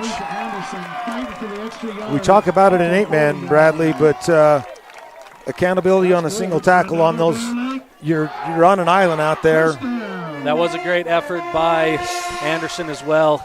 Like we said, after that initial contact, there were about 4 more Rebels to hit him before he came down. So the Bears, with 5 minutes to go in the 3rd quarter, into the Rebel territory on the Rebel 40-yard line. Haven't seen a lot of pressure on the quarterback, Bradley. We mentioned that was the key to the game. Rebels got to step up front. Wiscombe in motion, but it will be a give up the middle. Jordan Johnson leading the way to stop that after about a 3-yard gain. Now you've got Jordan Johnson, J.J. Chandler. Jordan Johnson along with some of the Rebels. That was a gain of 3 on the play. That is kind of what we got to keep it to, Rob. If they're going to gain yards, you don't want it much more than 3 yards at a time. Less would be great. So now that brings up a 2nd and 7 for the Bears as the Rebels look to defend their end zone and keep this lead of 7-0 here late in the 3rd quarter. Hume is back with a back to his right, trips right, single receiver to the left, option left. He gets to the outside, and the Rebels are there, very familiar with the option, but the Bears still get a gain. Will he have a first down there? It's going to be close. Carter Grohl and Daniel Smith on the tackle. And it's going to be 3rd and 1. 3rd and 1 for the Bears. They've been running shotgun 99% of the time. We'll see if they stay that way or if they're going to go under center and just try to get that quarterback sneak and stay alive on this drive. Throwing Easton Eborn, 59, and Talon Pace on the defensive front, number 60. Yeah, the trenches, as they like to call them, between the offensive and defensive line has been a battle tonight. And it will continue as we have just over 3 minutes to go in this third quarter. Hume in the back with backs to his right and left. He sends Wiscombe in motion. Gives up and he slips. The hole may have been there, but the Bear Lake back did slip there. Yep, Trayson Thornton, number 3, just couldn't make the cut, and that's going to bring up a loss of 2 on the play. 4th and 3, but I think the Bears are going to go for it. Yep, and that play has been productive so far for the Bears. Oh, they are coming in a wishbone now. Hume under center. They're just going to give it to Wiscombe to the outside, and I believe he has the first down there. Out across the 30-yard line. What do you think? The Bears are pointing that way, but it will be. Yep, they're not even going to measure it. So that was a rare under center play for the Bears. They went into a wishbone formation, giving it to Wiscombe just out on the left-hand side onto the outside. He gets there. The Bears extend their drive, 1st and 10. Pretty gutsy call there, just doing a run there, because it was not 4th and inches. That was 4th and about 5. 2.5 minutes left to go here in the third quarter. Hume in the backfield with backs to his right and left. He sends Anderson in motion. Gives up. Oh, it's a play action up the middle. Well-designed play. He has Wiscombe on the outside. Will he get there? Perry and Weston will push him out of bounds just short of the goal line. Looks like it's going to be about 1st and goal on the 3. Down at the 3-yard line. Yep, 1st and goal on the 3-yard line. And I'm not sure who to – he was wide open. I'm not sure who's got coverage on that one. Yep, we bid on the play action, and Wiscombe, he was just out as a back. We did not follow him. Wide open, like I say, well-designed play. Hume under center. He is going to give it right up the middle. Will he get there? Just short. Nope, I think Wiscombe on the carry as well. So that'll bring up a 2nd and maybe a yard. Two at the most. Yep. PA is saying 2 yards, so we are two yards away. 2nd and goal, about 2 yards out. Minute and a half to go here in the third quarter as the Bears look to even the score. The Rebels looking to stay strong here as they have done well at the goal line so far tonight. Hume in the shotgun with backs to his right and left. Brings Anderson in motion. Back to pass. And he is going to try and keep it. Will he get there? Grohl with a great tackle on the outside. Shoelace tackle to keep the Bears just out of the end zone. And Hume is cramping on that one. They're going to stretch him out a little bit. Looks like the Bears will take. They're definitely going to take a timeout. Well, I think it's going to be an injury timeout. But that means he's going to have to come out of the ball game. Hume has to come out. I don't know, Rob. I would maybe take a timeout here. I know those are valuable, but take a timeout here so you don't have to lose Hume on the next down. But we'll take a break here. Bears looking to get in 3rd and short. We'll be back just after this.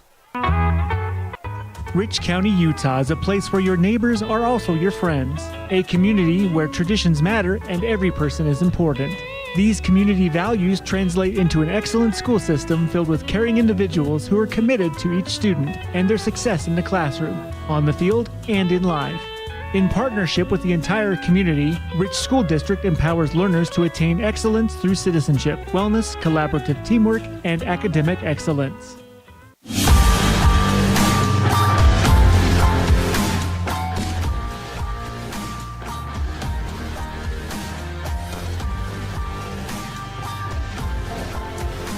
We are back here. Rob Hume was able to get back up. I think you're right. I think it was a cramp. It looks like they are still working on him, but they did take a timeout. Which means he doesn't have to sit out a play. So that's Correct. The smart move on the coaching staff because you don't want to put a new quarterback in on 3rd and 3 at the goal line. Nope, that is not a situation you want to have. I'm watching Hume. He has his helmet off. I think 24 is the backup quarterback. Clayton Eborn. I didn't get to watch much of the JV game as I was setting up shop here, and anyone that knows me, it takes me a little longer than my nephew Drake to back up a truck, so it took me a little while, so I didn't get to watch a whole lot of the JV game. But, yeah, it looks like they are sending number 24 out there, Rob. Oh, but Hume is going out. Okay, so Hume's got his helmet back on. And the JV from Bear Lake did take care of the Rebels 19-0 in that JV game. Yep, they did have a pretty impressive JV squad with our younger JV version. Hume under center.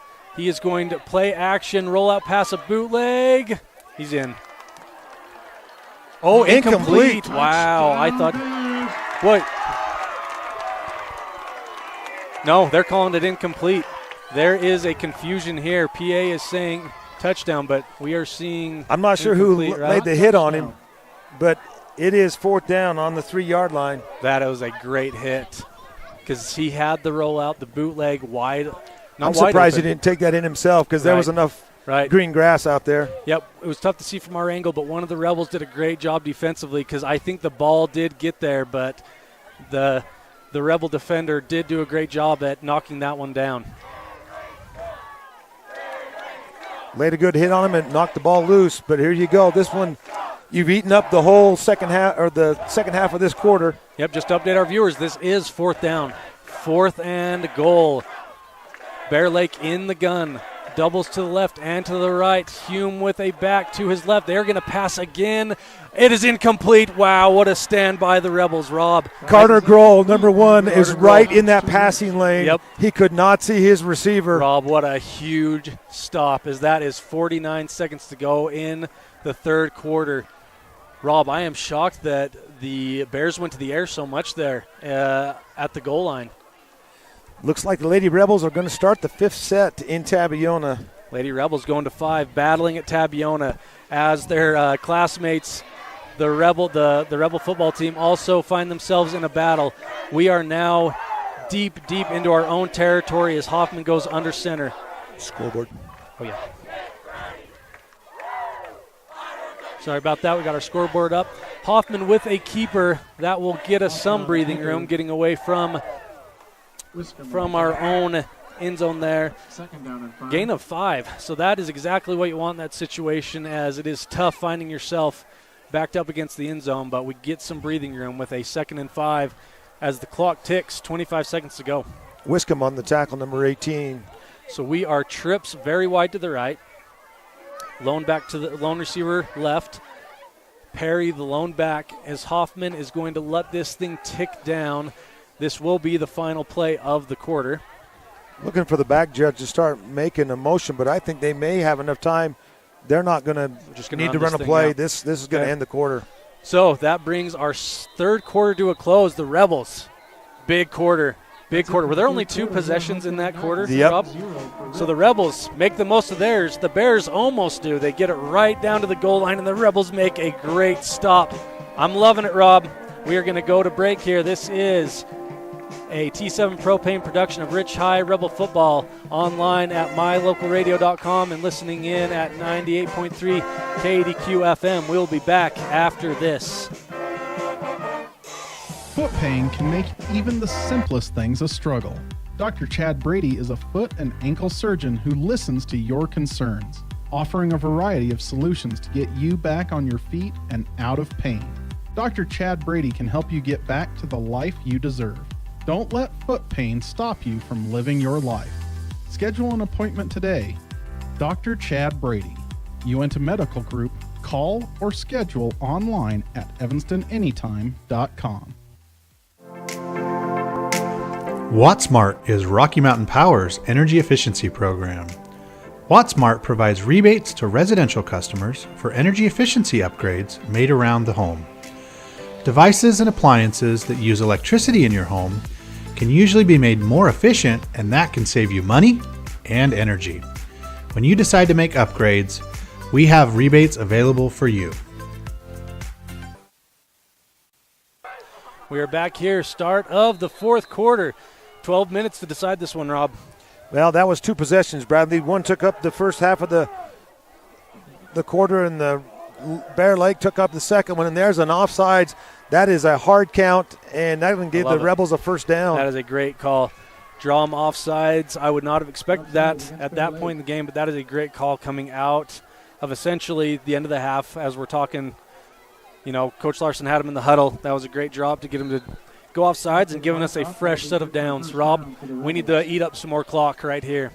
Yes, we do. And it may be a little bit early to call the play of the game, but I think that 4th and 3 stop absolutely is got to be absolutely right up there for right now. Gigantic play there. Great defense by the Rebels. Trips right. Perry in the backfield. Fonsbeck on the other side. Give to Perry up the middle. He will get maybe a few yards on the play. He was met right at the line of scrimmage.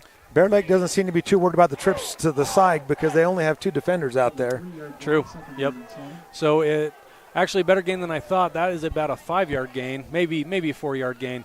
So we'll say 2nd and 6 for the Rebels as they will try to meticulously move this down the field and use up some clock. If we can go up 14-0 here, that would be huge on this drive. Trips to the right. Hoffman under center. Perry in the backfield with a lone receiver to his left. Give up the middle again to Perry. Nothing doing initially. Maybe back to the line of scrimmage. Yeah, and too far across the field to see who makes that tackle, but looks like number 10. So the Rebels need to be an interesting call here. We've gone to the middle. A lot of the middle this half, as it has been working. I imagine here we either look for a misdirection on a counter, option to the outside. We may even go to the air here on a 3rd and 7. We are in our own territory here as we have trips to the right, single back in Perry. Lone receiver to the left. It'll be a pitch to the outside for Perry. Breaks a tackle. He's trying to make a lane. And the Bears are there. That is going to be dang close. The sticks want to move. We'll see if that is enough for the first down. Jared Anderson and Jack Hume, the quarterback, on the tackle, but they're going to give him the first. As a first down, big play there. I thought maybe they were going to throw a flag on number 3 from the Rebels on that one. It was close. He was almost causing a little block in the back there. It certainly wasn't, as the ref was right there, and he was watching for that as well. That brings a 1st and 10 for the Rebels. It was a good cut by Hudson to be able to get to the edge on that one. Yep, we had 7 yards to get there, and he did. It was good to go to the outside there. Now we have trips to the right. We are now in I formation. Give to Weston. He is going to have about a gain of 1 yard on the play. So we went to a slot right formation there. We got a player down. We have an injured Bear Lake player here. We will take a quick break. Well, it might be a quick one as he is coming off the field under his own power. Hopefully he will be back soon. Looks like an arm injury of some sort. So the Rebels do huddle back. The Bears awaiting that play. Update on the Lady Rebels. Last that I was told, the Rebels are up 5-3 in that 5th set. Trying to get the clock running, and you just lost 10 seconds because it was not going when it should have been. Yep. So we are just under 10 minutes in this game, 7-0 in favor of the Rebels. The Rebels are in a slot left, meaning it is a fullback and a running back in the backfield. That will be a play action pass. Hoffman is trying to escape. He finds a seam, trying to get a breakaway. Nothing doing. He will be a bit of a loss, I would say. Nah, they may give him a yard. So 3rd and 7. 3rd and 7 here on the play. That was a play action pass, which is a good call there as we have been running up the middle time and time again. But that was good coverage in the secondary as Hoffman didn't have anywhere to go with it. 3rd and 7. Yeah, his line kind of broke down a little bit there. He got some pressure. Yep, he had a pocket, but it disappeared. As we come trips right, and you have Weston, Leifson, and Smith to the right. Perry in the backfield. Fonsbeck on the other side. Hoffman under center. We false started. So that will be a false start by the Rebels. That will move us back. Now we've got a 3rd and probably 11, 12. Excuse me, 3rd and 12 for the Rebels. Yeah, we'll give it 3rd and 11. 12 after No, okay, we'll make it 12. No, 11 sounds better. No, 3rd and 11. well, scoreboard says 12, so we'll give the scoreboard keeper a little bit of a shout out. He's doing a good job trying to get the Bear Lake fans to get involved on the 3rd down, a big one. It is 3rd and 12, under center. Option to the right. Hoffman's going to keep it, try to make the most of it, and he will gain about seven yards on the play, bringing it to be 4th and about 5. On the tackle, well short of the first down. So I imagine the Rebels will punt here. 4th and 4, giving it back to the Bears here. Credit Teresa Thornton turning that one back inside as Carter tried to get to the outside. Yep, we had a bit of a lane there, but it closed up quickly. We saw Dylan Fonsbeck flip the field 20-20 earlier in the game. He's kicking from about the same spot. So, and the Bears do not have a guy back to receive. And now there he goes, yeah. Hume will go back. Hume is going to go back. The last thing you want, and the Rebels are going to take a timeout. The last thing you want here, Rob, is for him to break one right here. That would flip this game, give some momentum as we're just under 8 minutes to go in the 4th quarter. We're going to go to break. We'll be back after this. Welcome to the town of Randolph, located in northern Utah. The first group of settlers came from St. Charles, Idaho in March of 1870. We are a town of great extremes, from 90 degrees in the summer to minus 40 degrees in the winter, and we hold the record for the coldest temperature ever recorded in Utah at minus 50 degrees. Randolph is a small, friendly community that strives to preserve our rural heritage and small town feel. Enjoy the feeling each time you visit Randolph. Go Rebels.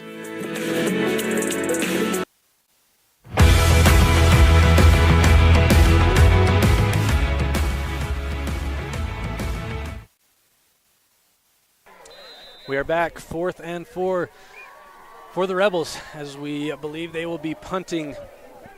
Can you go for a hard can on a punt and see if you can get an offsides? You certainly can. So they're not wanting to send Hume back. Interesting. They do send him back late. There it is, Rob. They jump, but I guess not enough. Not enough. Ooh, almost over his head. Good thing Fonsbeck's tall. Great punt by Fonsbeck, getting it back. Get us a good bounce. There it is. That's the bounce we like. Fonsbeck kick rolls okay, dead. The Bears will take over. The Bears will take over on the Bears' 28-yard line. Rob will stay right here as the changeover happens. Huge possession here for both the Rebels and the Bears. Rebels need a big stop here. A 3-and-out would be very nice right here. Get the ball back. Didn't quite use as much of the clock on the 4th quarter in that possession as they did at the start of the 3rd, but yep, we're just under 8 minutes to go here in the 4th quarter with the Bears getting the ball back.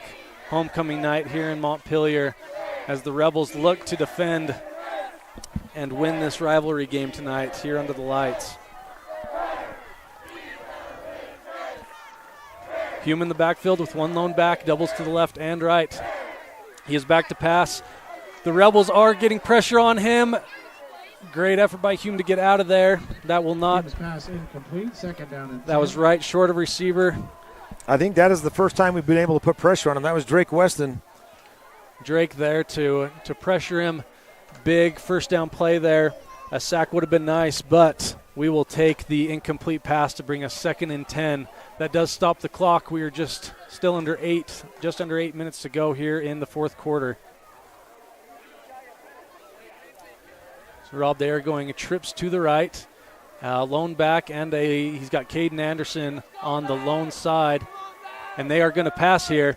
Oh, batted down by Boston Jolly. Nope, that's Jordan Johnson. That was an incomplete pass. Great job by Jordan Johnson to knock that thing down. Now, Jordan was hoping that he'd hit his arm and the ball was loose, but there's 2 plays in a row where we've actually got some pressure on the quarterback, which we've been waiting for all night long. Absolutely. Our D-line is coming alive. I love to see it. Great play by Jordan there to get his arms up and knock that thing down. And he's going to take a breather and throw in Talon Pace, which they're keeping fresh legs as we can continue to And he gets the big play chain on the sidelines. And rightly so. That was a big play as that brings up a 3rd and 10. Rob, if we can get an incomplete pass or even a sack here, we're getting the ball back as we are at 7.5 minutes to go here in the 4th. Hume has trips to his right, a back to his left. Anderson, the lone receiver, to the left, and he may go to him here. He is. He has got Anderson down there. Let's see. Aiden Weston! Did he catch that? Great defense by Aiden Weston there. Wow, he almost got a one-handed interception. Little bit underthrown on the ball, but Yes. great coverage by Aiden. Anderson has a lot of speed. He did have the step there. Was that Anderson? He was number 5. I was thinking that was 9. Number 5 was the intended receiver there, Rob. That is Austin Anderton. Austin Anderton. Great effort by Aiden Weston there. Didn't take a lot of time on the clock on those on this possession. You got plenty of games, so I don't think the Bears are looking to do anything besides punt this one away. Weston back to receive. We'll see if he picks it up here. Weston will back up, and the Bears will down that at their own. The Rebels will be on their own 35, 36-yard line. Rob, big series there. You got to give it to our D-line there, right? They gave a lot of pressure. 3 straight downs. That was huge. Capped off by the Jordan Johnson. I just got a text. The Lady Rebels win in 5 sets in Tabiona. Incredible. Awesome. Great. That is a great win for our Lady Rebels. And they'll be playing in Altamont tomorrow. That is a big win, Rob, as we were 8 and 9 in the RPI going into this week. That is a big win for those girls, not just for the RPI, but for momentum and confidence. Great job, ladies. We are trips to the right as Hoffman will keep it up the middle, quarterback keeper. He will gain, and he is still churning, about a 5-yard gain on the play on the quarterback keeper there. That'll bring up 2nd and 5. Several of the Bears in on the tackle, but I'm going to give credit to number 50, Tyson Smith, who's a senior, for stopping Carter on that initially and getting some help. Rob, this has been a very physical game on both sides of the ball. Whenever we're running up the middle, it is met with force. And on the opposite side, the Rebels defense, obviously very physical tonight, keeping the Bears scoreless so far. Hoffman under center and spread formation is going to be a counter to Weston. He gets to the outside. He will have enough for the first down. First down, Rebels. Right to the 50-yard line. Number 75 on the tackle. That would be Brant Thompson. And I will say this, the longer this game goes, that fatigue's got to set in. Every first down, every reset of downs is huge at this point in the game as that clock continues to wind down. We're about 6 minutes left in this game. If you're the Bears, you cannot have a reset of a fresh set of downs. But we love it as that gives us more time with the ball and another chance to score. Trips to the left. Perry alone in the backfield. Hoffman looks to the sideline as Coach Larson potentially audibling to a different play. Hoffman keeps it. Big gain on the quarterback sneak from under center. We are now sitting at 2nd and about 3. And our mystery 72 with the tackle. That Bear Lake possession before, Bradley, only took 30 seconds off the clock. So right. Yep, we still have some time to wind down. But, Rob, I'm feeling very optimistic. It seems like we have a ton of energy, wearing down the defense. Let's get some more points on the board here. Trips to the left. Perry, the lone back. Smith, the lone receiver, to the right. Hoffman under center. Gives to Perry up the middle. Yeah, he's going nowhere.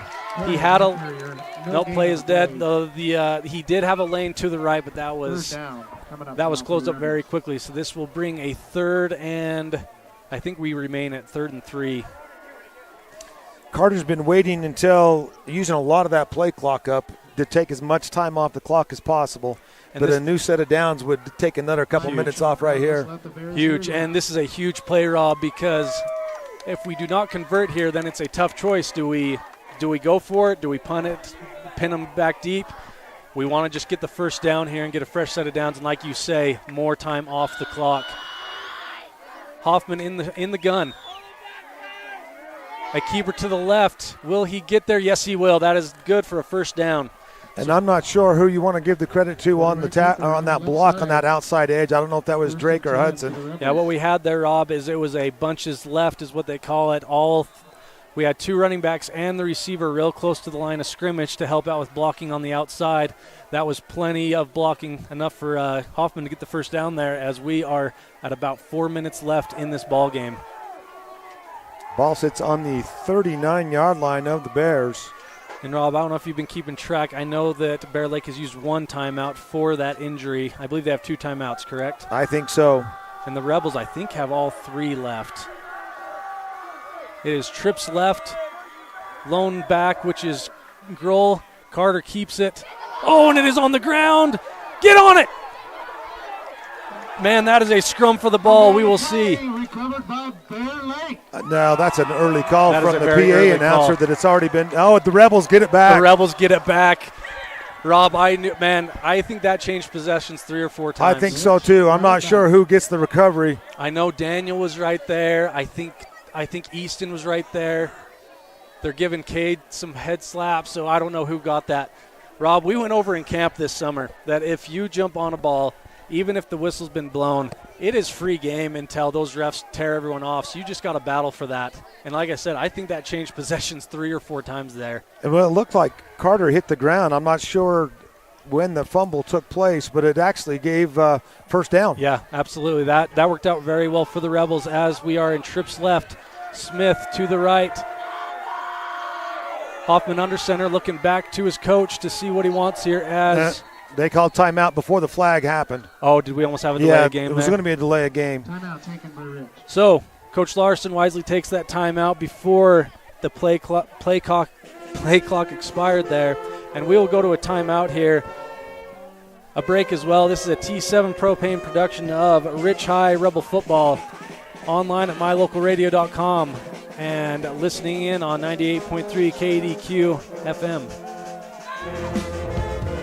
Ready has provided safety and excellence in industrial construction and support services since 1982.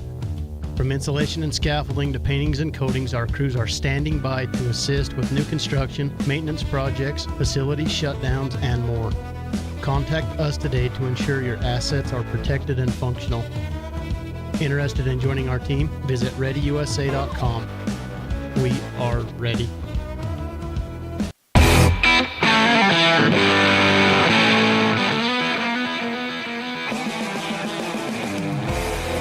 We are back here, Rob.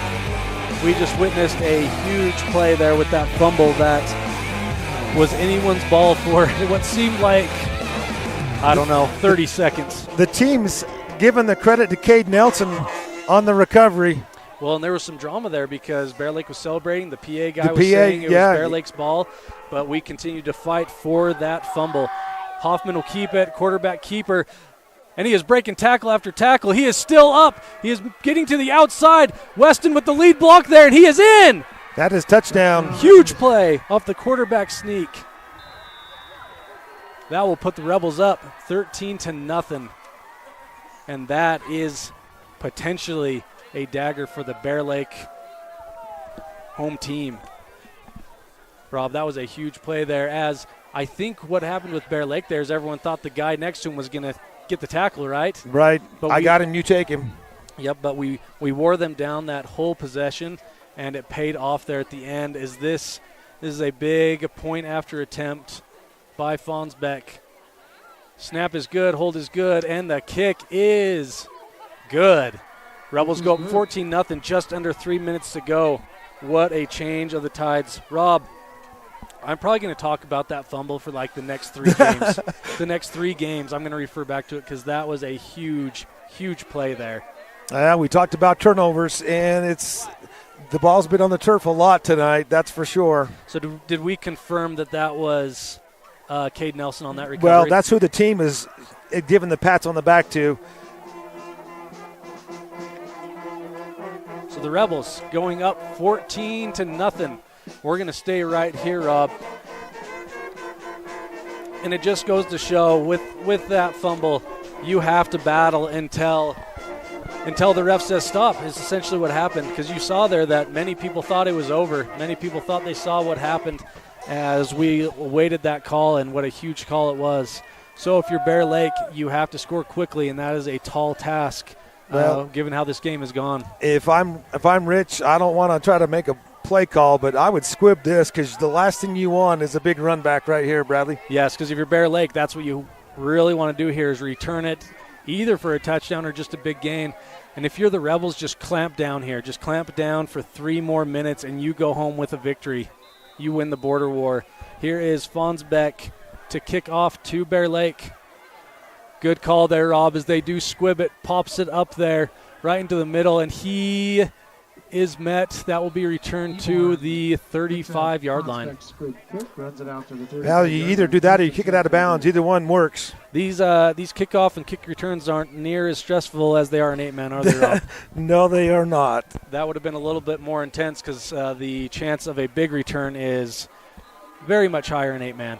Well, we've seen the power of the passing game of the Bears. I think you're going to see it on display right here again. Absolutely. Hume with the big arm. He will showcase it here. High snap.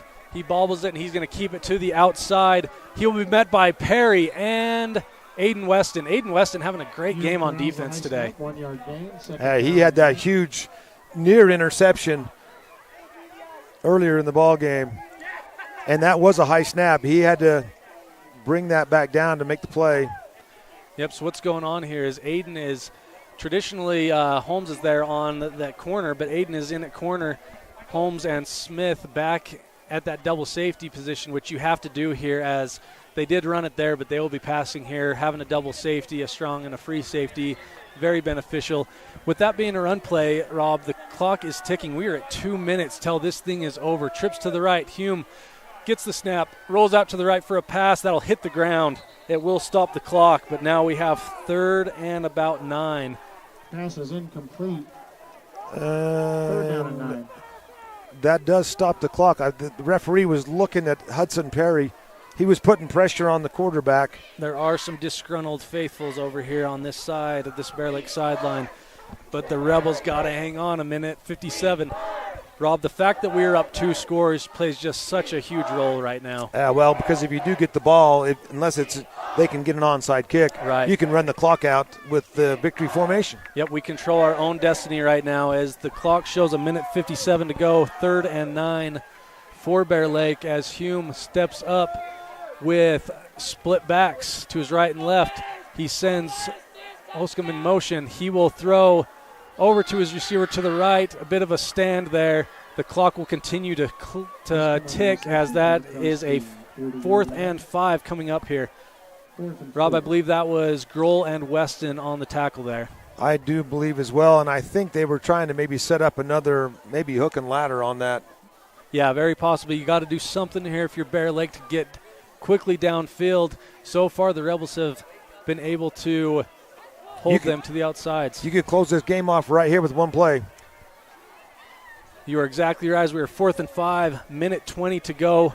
The Rebels stop them here. This game is over. What a game, Rob. This has been quite the second half. Hume in the shotgun with backs to his right and left. 2 receivers. Play action pass. He is looking to go deep. He has a man deep. Hits him in stride, but he drops it, and that will most likely result in the Rebels kneeling this thing down. Wiscombe was the intended receiver, number 18. Rob, he had him in stride. He had a step, hit him right in the numbers. That is a tough one for that senior. Hume has had some great throws tonight, Rob. He has. He's got an arm, that's for sure.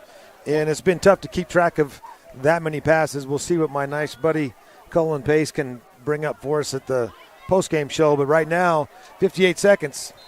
Rob, I think we're going to see victory formation. You are going to see victory formation, which is Aaron Polling's favorite formation in football. Aaron, if you're listening, here it is, buddy, and it's a big one.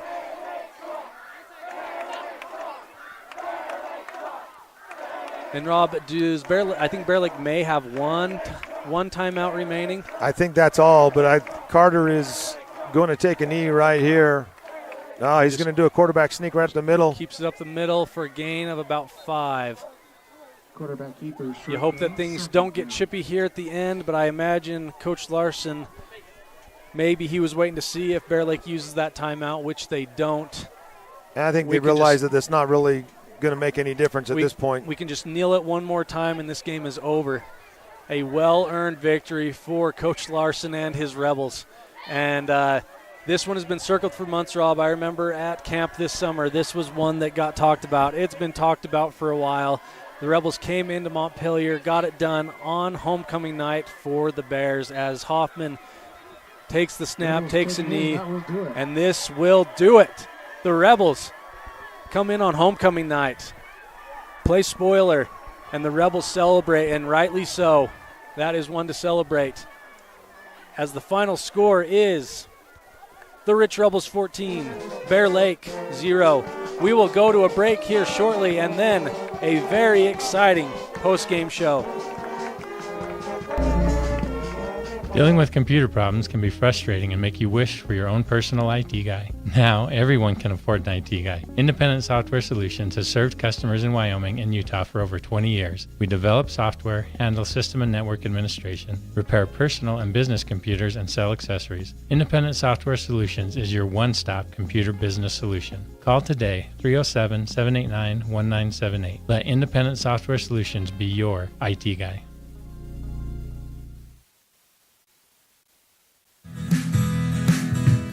Fast, fresh, delicious.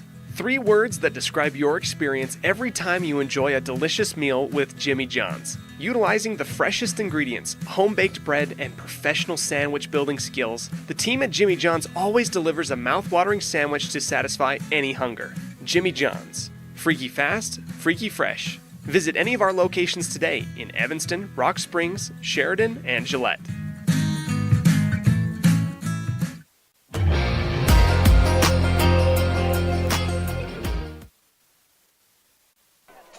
We are back. This is our Jimmy John's Freaky Fast recap. Rob, what do you have for us for that second half recap? Well, the second half recap was not a lot of possessions because the Rebels took the opening kickoff in that third quarter and ate up half of the clock with a long drive that was set back with penalties, and there was a key pass interference. Defender jumped in a little bit before the ball got there, seemed to aid that drive, and it came down again to the goal line stand, but this time the Rebels punch it in. Carter Hoffman from 2 yards out. Bear Lake turns around and takes a long drive the other direction, and 4th and 3, and they go to the air, which they had done the play before, which looked like a touchdown, but a late hit as he was making the catch, popped it out, and the referee said incomplete. Fourth quarter, Rebels get the ball and have to punt, but Bear Lake only uses 30 seconds on their possession, and then the Rebels run out the rest of the clock all the way down. Bear Lake gets one final possession, but a 4th down. Nice thrown ball, but did not find the hands, found the numbers of the receiver, and the Rebels are able to kneel it out. Yeah, Rob, that possession you're talking about, not Bear Lake's final possession, but the one before, it was so unlike the rest of the game. We were able to pressure the quarterback really well, and it was a short possession. It was the anomaly of the whole game, and it played a huge role. So that was our Jimmy John's Freaky Fast recap. We're going to go to break. When we come back, we have got our precision play of the game. There were some fun ones, and then we also have a player of the game and our calendar update. We'll be back after this. Healthy teeth and gums affect your overall health, including the mental image you have of yourself. That's just one reason that good dental care and hygiene habits should begin at a young age. Healthy teeth mean fewer sick days from school and higher self-esteem. We all want our children to be successful. Teaching them healthy dental habits at a young age with regular cleanings and dental checks is part of the answer. Dr. McKay Frankum serves patients of all ages. Call today and schedule dental appointments for your family. Dr. McKay Frankum, providing precision family dentistry at affordable prices.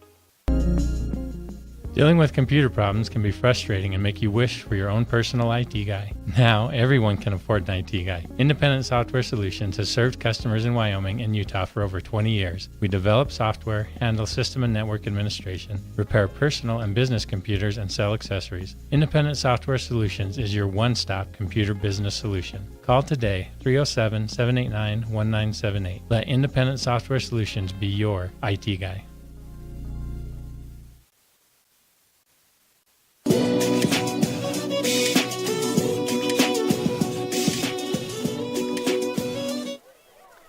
We are back here in our Independent Software Solutions post-game show. And we, Rob, let's talk about our D. McKay Frankham precision play of the game. What do you got for us? We'll say Dr. McKay Frankham will give it to the 4th and 3 at the goal line as the play of the game, and that was just the defense. Carter Grohl was in that passing lane, but that stop right there was critical. It was a huge stand. I mean, so many things happened at the goal line tonight. I mean, these drives were long. They got to the goal line, and that was massive. Great play by Carter Grohl to step up, be there, make it such a difficult throw that it just did not happen. We get the ball back, and the rest is history. We're going to go to a quick break again. When we come back, player of the game and a calendar update, and we will close this thing out. Thank you to our viewers for sticking with us through this post-game show. Make your day even better by indulging in delectable, freshly prepared classics at the Crawford Trough. Come enjoy succulent cheeseburgers, rich raspberry shakes, crispy onion rings, or golden fries, and pair it all with our exclusive River Bridge soda. For another favorite, try a grilled chicken wrap or a yummy twisted ice cream cone. Make the perfect dining experience with our delightful Crawford Trough staff. Treat yourself to something delicious from the Crawford Trough in Randolph. Woodruff Corner Store is hometown convenience. Now serving ice cream or shakes from our new soft serve machine. And remember, you can always stop in for a fountain drink with all your favorite mix-ins. Summer hours are Monday through Friday, 7:30 a.m. to 6 p.m. and Saturdays, 8 a.m. to 5 p.m.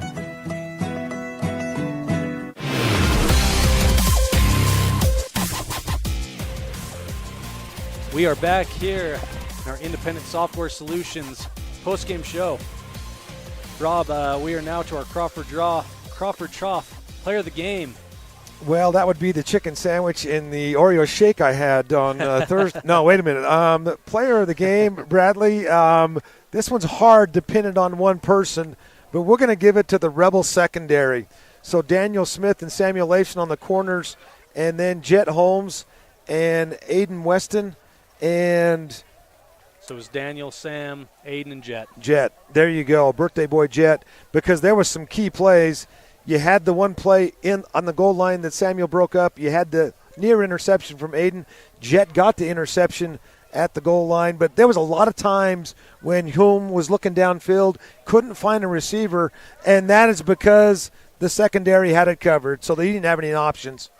You know, and I know, Coach Corney, I'm sure that was one of his worries about, the arm of Hume, the passing tendencies that Bear Lake has. You saw he is a talented quarterback between the Anderson kid and the Anderton kid. Very fast receivers, and our DBs just did such a great job tonight. Last week we had probably 4 pass interference calls against the Rebels, not one tonight. And this was a lot more pressure than they had. Granted, they were some of those with the younger classmen, but this was a lot more pressure on that secondary without a PI called. Correct, and yeah, you talk about that interception by Jet, just another essentially goal line stop that we had by our secondary, and those long passes that were broken up, just a great job by our secondary. Rob, that brings us to our Woodruff Country Store calendar update. Once again, for our listeners that may have missed it, the Lady Rebels go to Tabiona tonight and win in 5. Great job to them. That is a big win. The Rebels win here tonight. Great night to be a Rebel. Tomorrow, the Lady Rebels do go to Altamont. Yep. As far as junior high goes, junior high football, we are at Lyman, and volleyball, junior high volleyball is at Lyman as well. And what do you have for us next week? Well, you've also, the cross-country team went down and looked over the new state course at Sugar House yep, to get ready. Talked about that. To get ready for the state tournament. This is their bye week. There was a rodeo in South Jordan today or tomorrow, and the Lady Rebels do start early tomorrow against Altamont. The freshmen will play at 10, 11:15 for the JV, and 12:30 for the varsity. Then next week we get into October, and there will be a freshman game at North Summit on Thursday.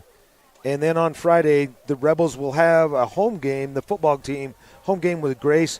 The volleyball is at Tinnick, and then Tinnick comes and plays on Saturday at Rich. So we will be broadcasting. We will be home against Grace. That is going to be a fun 8-man game. Grace is a great, storied 8-man program in Idaho. I believe they were the runner-ups last year. Coach Leifson told me the best running back that we will probably see all year will be against Grace. They have a great back as long as he has stayed healthy. That'll be a fun game. And then we will have that girls volleyball game the next day at home against Tintic. So it is Coach Larson's birthday on Friday against Grace, so the Rebels better be giving him a birthday present. They absolutely should, and that's a good team. Another tough Idaho team.